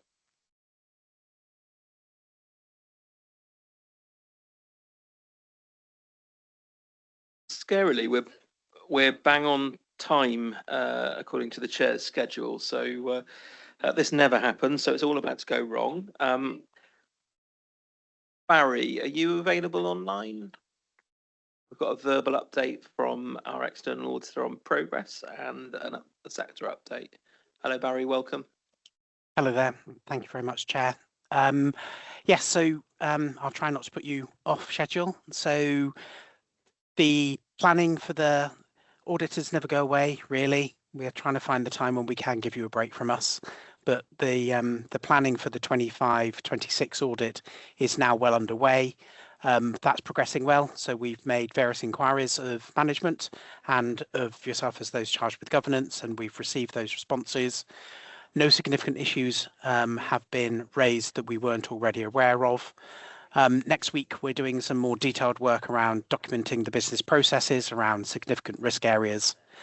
We aim to get the plan drafted in the next couple of weeks and get that all agreed with management by the end of March. And then that should be ready to come to the Audit Committee on the 28th of May. And next week, we're also going to be starting some of our advanced testing as well.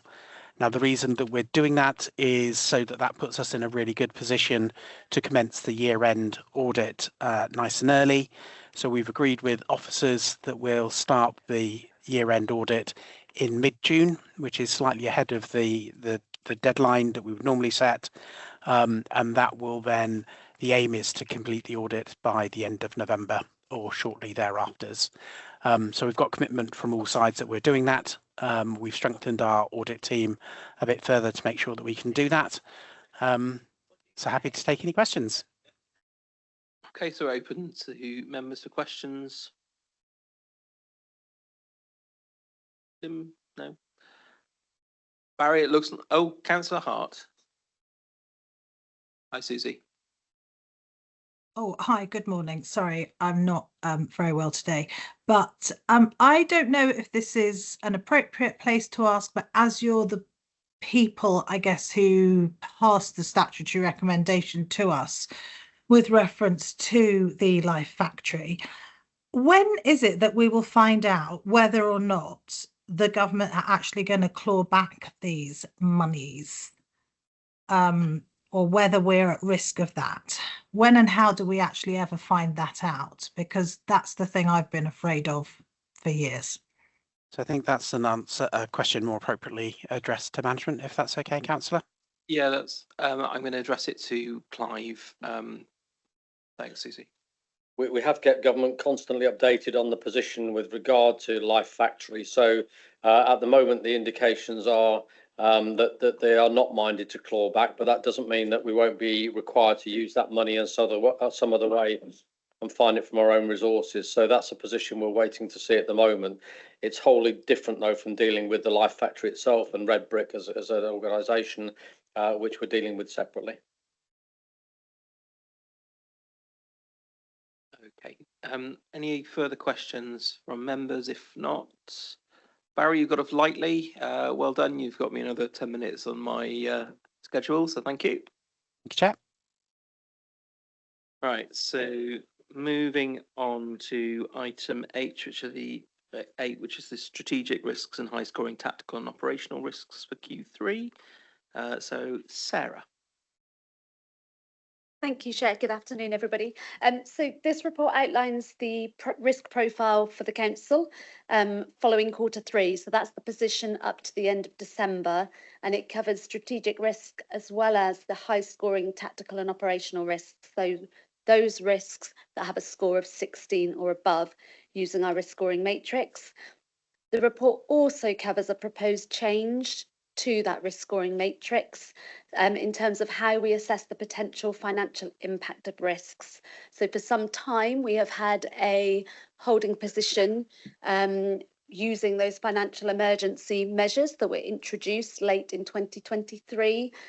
What we're proposing going forwards is that those are replaced and we use thresholds that are a percentage of our net revenue budget to assess risk impact across the 5 levels of impact. So hopefully that will be a really positive thing. It will make it easier to quantify and understand potential financial risk. That has been developed with our finance colleagues and it's based on best practice across the sector. Obviously, the monetary values will change year on year because our net revenue budget will change. The ones that you see in Appendix K, the values relate to our 25-26 budget. So obviously, they would change from the 1st of April. Just to give you an overview of our strategic risk picture and pick out some of the highlights. So it's broadly similar to the end of Q2 with 12 risks remaining the same. One has decreased, and that's our risk around economic growth and our ability to attract and retain investment and stimulate local business growth and implement those economic development strategies. So that's the likelihood has decreased, and that follows the approval of the economic prosperity strategy and progress of those delivery plans. So the action is progressing and starting to be delivered. I did want to draw attention to 3 strategic risks that remain at a score of 25, which is our highest possible risk rating, so very likely and a critical impact. Those are Org 002, the Council fails to address statutory responsibilities around children, families, services. Org 11, escalation in the high needs budget pressures and the cumulative deficit, and Org 009, our medium-term financial sustainability. There are 26 high scoring and tactical and operational risks compared to 28 at the end of Q2. A summary of those is provided in Appendix C, noting whether they are new or whether they have escalated up from a lower score as at the end of Q2. 2 of them are escalated on this occasion, and that's the ability to undertake Timely Care Act assessments, which is AH 005, and also the impact of staffing resources in children's social care, CF 010. The only other thing that I would mention, I think, is that work continues in terms of risk controls and also work to improve our risk management approach. Obviously, I've mentioned the amendments to the matrix and the financial impacts. We are also now progressing the implementation of the audit actions and recommendations that Alan mentioned earlier as part of our previous item, and that will include how we look at risk appetite as a council, and that's something we'll obviously share with Audit Committee and look forward to engaging you with.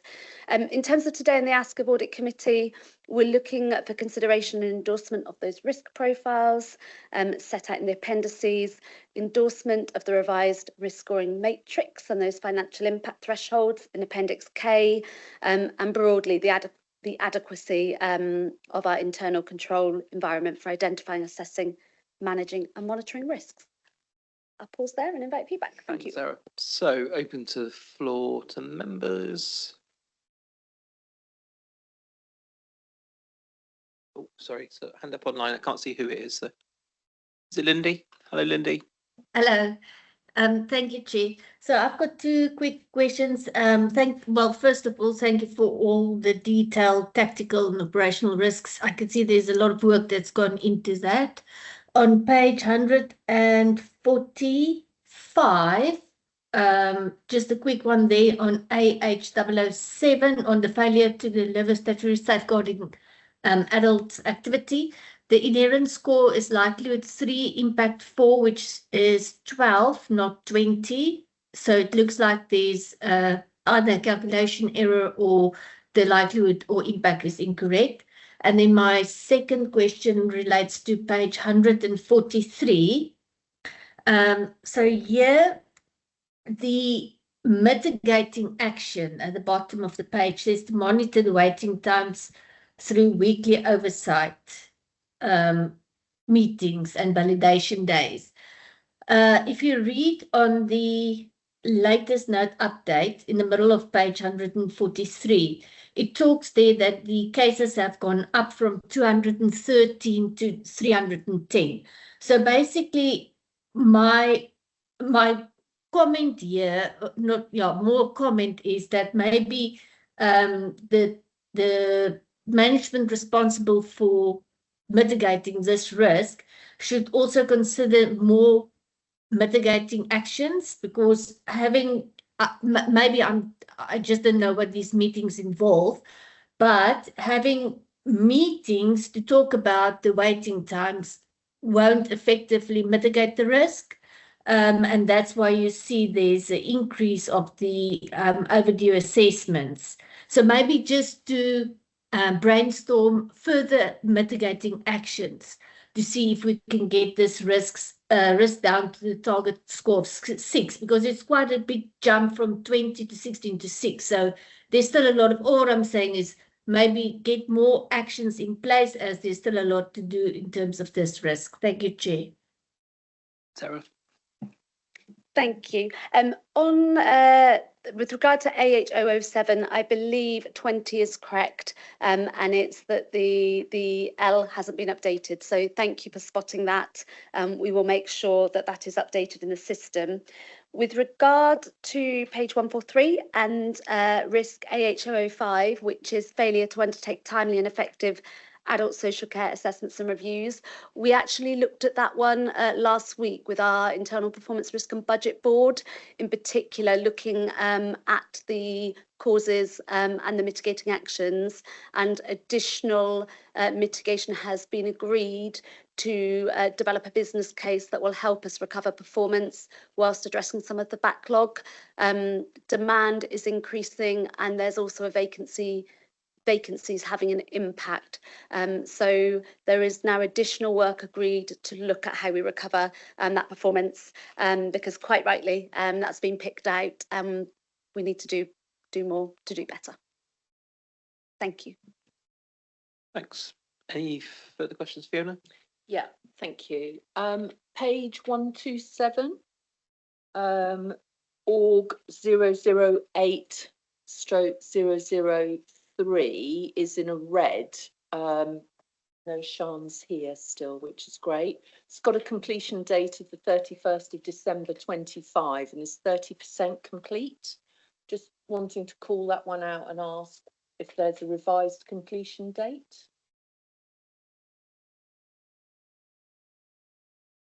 So sorry, I was reading an email. And then I heard my name and I looked up and I panicked slightly. What page were you looking 127, Sean. 127. Yeah. My apologies. That's okay. It's, yeah.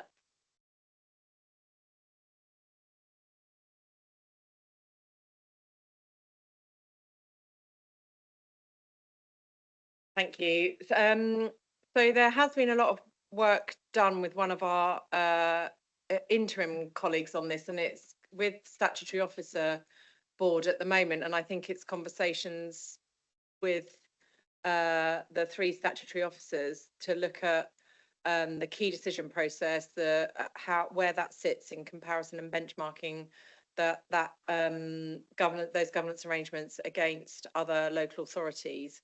And I am in the process of waiting feedback from that conversation. Sure, you'll keep us updated, Sean. Habib? Thank you, Mr. Chairman. If I refer to page 84, all 3 quarters, after 3 quarters of the monitoring, the report shows 6 strategic risks that remains red and 7 amber and no green.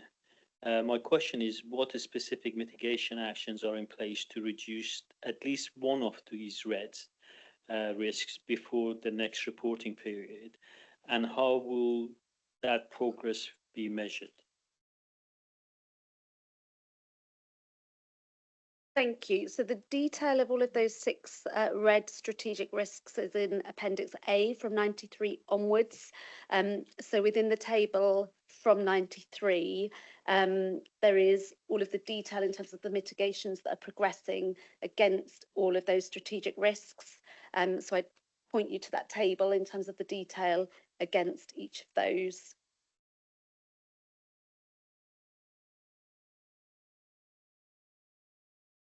Did you want to ask a follow-up, Habib?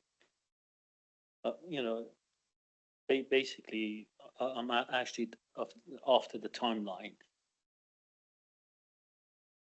So each of those mitigating actions do have times against them. The mitigations, which is in the, so we've got the mitigating actions, we've got the assigned owners, and we've got the due dates for each of those. So each individual mitigating action has its own date. The team continuously work with the risk owners to ensure that we are keeping those under review.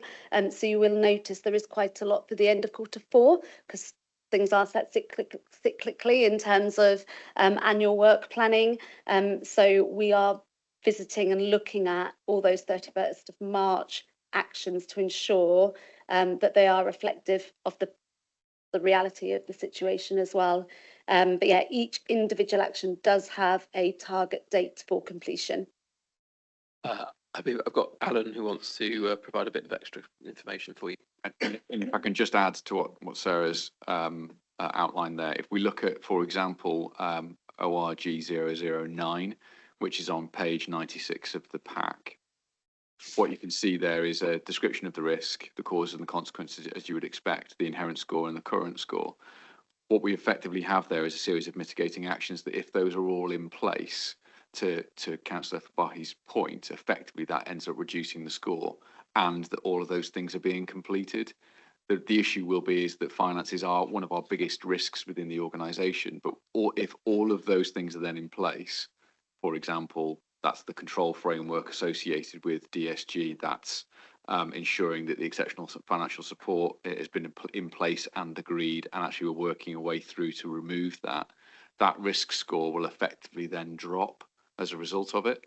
Now, that's quite a bold statement to make associated with finance, but that's the endeavour that we're trying to get through, and that's why we have those agreed points too. So to answer your point directly, if we have those actions in place and complete, it is then a logical point that the risk score would then reduce as a result of that. To what level, to be frank, is probably the judgment of the 151 following that full assessment. But in completing those actions, we would then reassess the risk to ensure it's appropriate.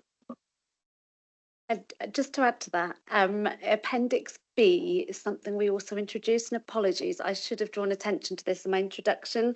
So for those strategic risks, in order to hopefully make it more visible in terms of our stakeholders to see some of that progress, what you've actually got is the strategic risks and an overview, a summary overview of all of the mitigations, how many of those are complete, how many are in progress and how many are not started, just to give you that kind of bird's eye overview with a percentage completion of all actions.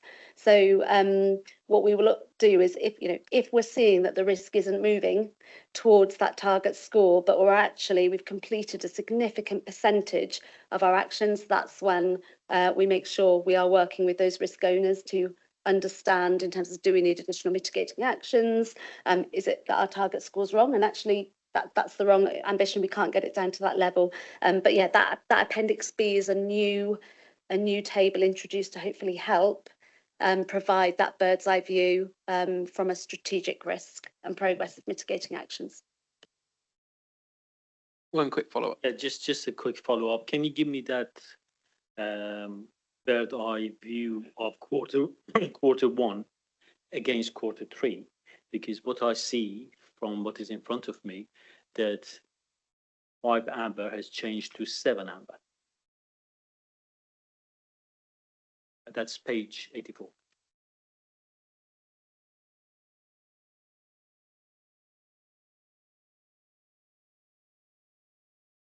Yep, so we've also had new strategic risks included in our overall profile since quarter one. So our reds have remained consistent. So we had 6 red, 5 amber in quarter one. That now is 6 red, 7 amber in quarter three. I believe, and I'd have to go back and check in terms of the trend against quarter one. One has escalated, one has de-escalated, one is new. I'd have to go back and check. Apologies, but we haven't. The report compares to the end of quarter two, but that's something we'll look at in terms of a longer period of time. I guess by very nature, the fact that they're strategic risks, they are longer term and more overarching than some of the operational risks, Habib. So I think what you're asking is why the trend isn't going down. Yeah, so the challenge is that these are longer term and more deep-seated risks to the council. I did have Amelia's hand up a long time ago, so apologies. Amelia, did you want to come in? It was in relation to that point. So one of the strategic risks in relation to the statutory responsibilities of children, families and education.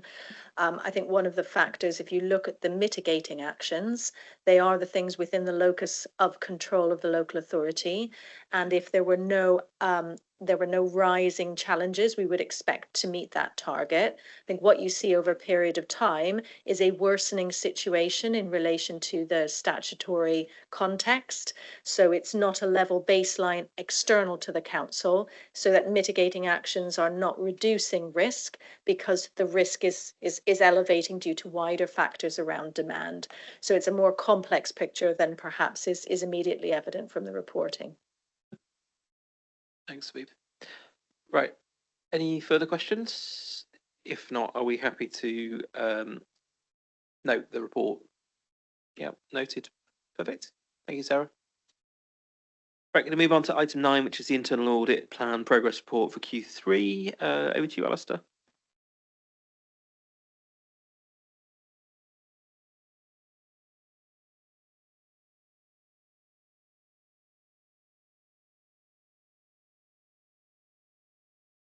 Thank you, Chair. Afternoon, Audit Committee. So yeah, this is the March update on the 25-26 internal audit plan. It summarises progress up until the end of February. So we continue to operate a rolling plan approach to ensure our work is current, and as I say, as mentioned earlier, the organisation is rapidly changing, unique risks. We need to make sure our audit plan remains agile. There have been some addition and deferred reviews in the audit plan, and those are listed on agenda page 204. In terms of progress to date, 36 audits are completed, including grant certification work, 8 are at draft. There are 28 reviews currently in progress, and just to highlight, of those 28 that are in progress, 9 by their very nature are project-based work or counter-fraud work that will come to an end at the 31st of March. In terms of priority actions, obviously there's a paper earlier where we talked about internal audit recommendations as part of actions that are outstanding.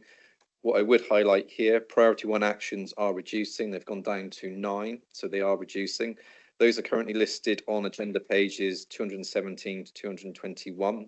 And you will note from some of the progress update notes that a number of those actions should also be able to be closed off in April this year. I'm pleased to report there's no limited or no assurance opinions to bring to your attention. However, there is one advisory we've just highlighted in our update, and that is around the Revs and Bens system access work, and that is on agenda page 206. So we originally included some time in the audit plan to look at migration and system access on the Revs and Bens system, given how key it is to the authority. Grant Thornton have undertaken some work on that and obviously highlighted a number of system access weaknesses on legacy systems. At the end of November, we were asked to undertake some work by management to look at the progress being made against those actions in the new system to make sure legacy issues are going to be addressed in that new system. This report just highlights the progress to date, and as it highlights, 6 of the 20 Grant Thornton actions have been completed, but most remain in progress. There is still some work to do around business as usual processes for monitoring logs, reviewing access, and managing configurations. The new system is due to go live in June, so that is the time frame we're working towards, and there is time in the audit plan to look at system access again in more detail once it's all been rectified or we've had that confirmation from management, so we can check those through. In terms of risk, what I would just highlight is obviously Grant Thornton are coming in to look at 25-26, and a lot of those legacy system access issues are still prevalent in the legacy systems that are currently operating this financial year. So I would just highlight that to you. In terms of progress, I'm happy with the progress we're making, but happy to take questions from members of the Audit Committee. Okay, Fiona. Just one, thank you. Page 220, cross-cutting all directorates, delivery of savings. Timescale was 30th of September 25, and there's a note, progress note, February 26. Just checking, February 25, just checking, is it 25 or is it 26? No, it should be 26. I do apologise. That's an error on my part. Thank you. Gold star for Fiona. Yeah, thanks. but it means you've done it too. Lindy. Thank you, Chair. I've got a question on page 204 where 2 audits have been deferred. So usually when there's a significant change in the risk, that the risk has been reduced or a change in strategic objectives, you'd see audits being deferred. So I think it's just lack of documentation on 2 of them, the total pay and reward program. It says it's delayed with ongoing discussions. So I want a reason why it's being delayed, what's the ongoing discussions about. And then on the temporary accommodation, it says it's deferred to Q2 due to work pressures. Whose work pressures? Is it internal audit or the department that can't accommodate internal auditors? I just would like some clarity on those 2. Thank you, Chair. I think Mr. Jones is very happy to answer your question. I can certainly deal with the first one, Chair. So in relation to the total pay and reward programme, a key element of that requires us to go through the process of adopting a new pay and grading system, and we're in discussions with the trade unions about the process for that and ensuring meaningful consultation. So the need to defer the audit was because until that is done, that then means we have a meaningful review at this point in time. So my apologies for the lack of clarity that we provided to swap on that matter. So that's our error, and we'll correct that. But that's the cause of that in particular. In terms of the temporary accommodation, probably Alistair's best place to just report back on the feedback from the service. Thank you, Alan. I have to take again the blame for not putting enough explanation there. You were very clear as a service on why it needed to be deferred. We were aware of the conversations that were ongoing with the unions, so I apologise for that, Lindy, not putting enough detail in. On the temporary accommodation, the homelessness service has been under significant staffing pressure. I believe some additional posts are going back in. Obviously, homelessness and temporary accommodation is a massive spend pressure area for the authority, so it's certainly not something that we're going to lose off our radar. We know, I believe Newton have been in doing some work in that area, but you will notice temporary accommodation is in our audit plan for the following year, so it's certainly not been lost by us. It's just a case of trying to make sure that we don't bury the service under too much governance and oversight when they're trying to develop their controls and work with Newton. Thank you. Any final questions? If not, I'd just like to say, particularly I'm pleased to see the number of priority one actions that are outstanding going down. So, yeah, just thank you to the team for the effort that they put in to make that happen. Thank you, Alistair. So I'm going to move on to item 9, which is the internal audit and counter fraud plan and charter 2025-6. Oh, item 10. Oh, the chair's schedule has got 2 item 9s. That's sorry, Claire. Alistair. Thank you, Chair. So yeah, this paper is for the Audit Committee to approve, and it includes 3 items that you're looking at for approval. It's the audit plan for 26-27. It also includes a separate counter fraud action plan in terms of what we're looking to do with the retained Somerset resource as well in terms of counter fraud action, and it also includes our audit charter. So the global internal audit standards require that we develop a risk-based, strategically aligned internal audit plan that's evidence-driven to enable us to give a good annual opinion at the end of the financial year that feeds into your annual governance statement. So to build the SWOT plan, we've undertaken our structured risk assessment across the organisation. We've looked at obviously key strategies and operational and strategic risk registers. We've looked through corporate plans, transformation priorities, and quite importantly, we've also engaged with senior management across the organisation, including service directors. I'm absolutely grateful for the input that we've had from the service directors. It's been very useful. In terms of the proposed audit plan, that is outlined on Appendix A, agenda pages 236 to 246. So the resulting programme will remain flexible as the risks of the organisation obviously change throughout the year, but just to highlight some of the key areas that are included in that plan. Financial sustainability and routine financial control. Obviously, any organisation needs to be underpinned by sound routine financial controls throughout, so we have working around that. We have time in around transformation and system changes, recognising the scale of change that is underway. And I'd also wrap in there as well the potential changes with homes and Somerset with the retained service transferring across. So we're looking to do some bespoke work there to make sure the client side is set up and is robust to challenge and make sure that tenants are getting a good service. Children's services, we have work in there, including safeguarding, commissioning, and obviously around the high needs block as well. And just on commissioning, what I would highlight, we've got a placeholder in the audit plan. We haven't defined exact audits because there is a lot of work that we're aware Newton might be doing in that area. So again, do expect to see changes to the audit plan throughout next year as we bring in the bespoke commissioning pieces of work that we feel we need to do based on risk. There's work in there around information governance and cyber security. Again, areas that I'm sure this committee recognises important and key. We have work in there around contract management and supplier management. Again, recognising that the organisation is underpinned by a lot of contracts, and delivering those contracts effectively helps ensure that the services are delivering value for money.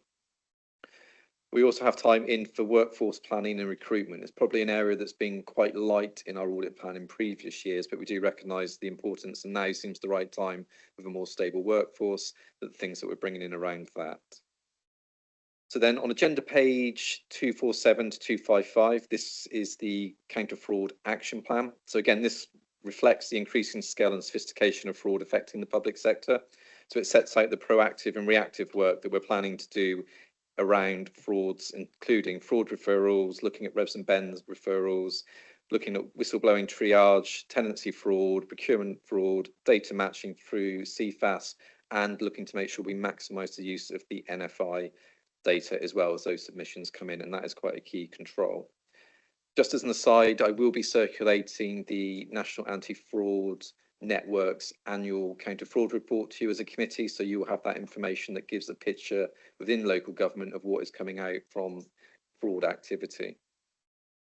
Final appendices in there that I'm seeking approval for is around the internal audit charter. So this formalises our mandate, authority and independence and our reporting lines of how we operate. It is a standard document required by the audit standards for us to have in place. There's only one minor change to this charter from the one you approved last year, and that is just around the qualifications required for the independent assessors that have to assess our work when they come in every 5 years. And that has just changed from a certified internal auditor, which is the globally recognised qualification. It is now changed to CMIIA, which is the UK and Ireland specific qualification for internal audit. So on that, I'm happy to take any questions or thoughts from members. Any questions, members? No. Appreciate the work that goes in, particularly on the counter fraud stuff. It's not very glamorous, but it is very important. So thank you for that. So members, we need to approve the internal audit and counter fraud plan and the internal audit charter. So proposed, Norman, seconded, Tim. All those in favour? Yep. Perfect. Thank you, Alistair. Which brings me on to, must be item 12 then, is it? Audit committee work plan. Just to note. Oh, I've lost track. So members happy to note. In which case that brings us to the end. Oh, sorry, Alan. Sorry, Chair, just to note the amendment that you're bringing back a review following your recommendation earlier in relation to action plans, that needs to be added to the forward plan for June. So my apologies for the interruption, but I just want to make sure we captured that one. Yeah, if that can go in the order. Well, we've already proposed and seconded it, so it'll automatically go into the work plan. So that'll get captured. So that brings us to the formal end of today's meeting. So thank you all for your participation and engagement as ever. Hope you have a good rest of the day, and I'll see you next time round, which is in, where are we? April? May? Perfect. See you in May.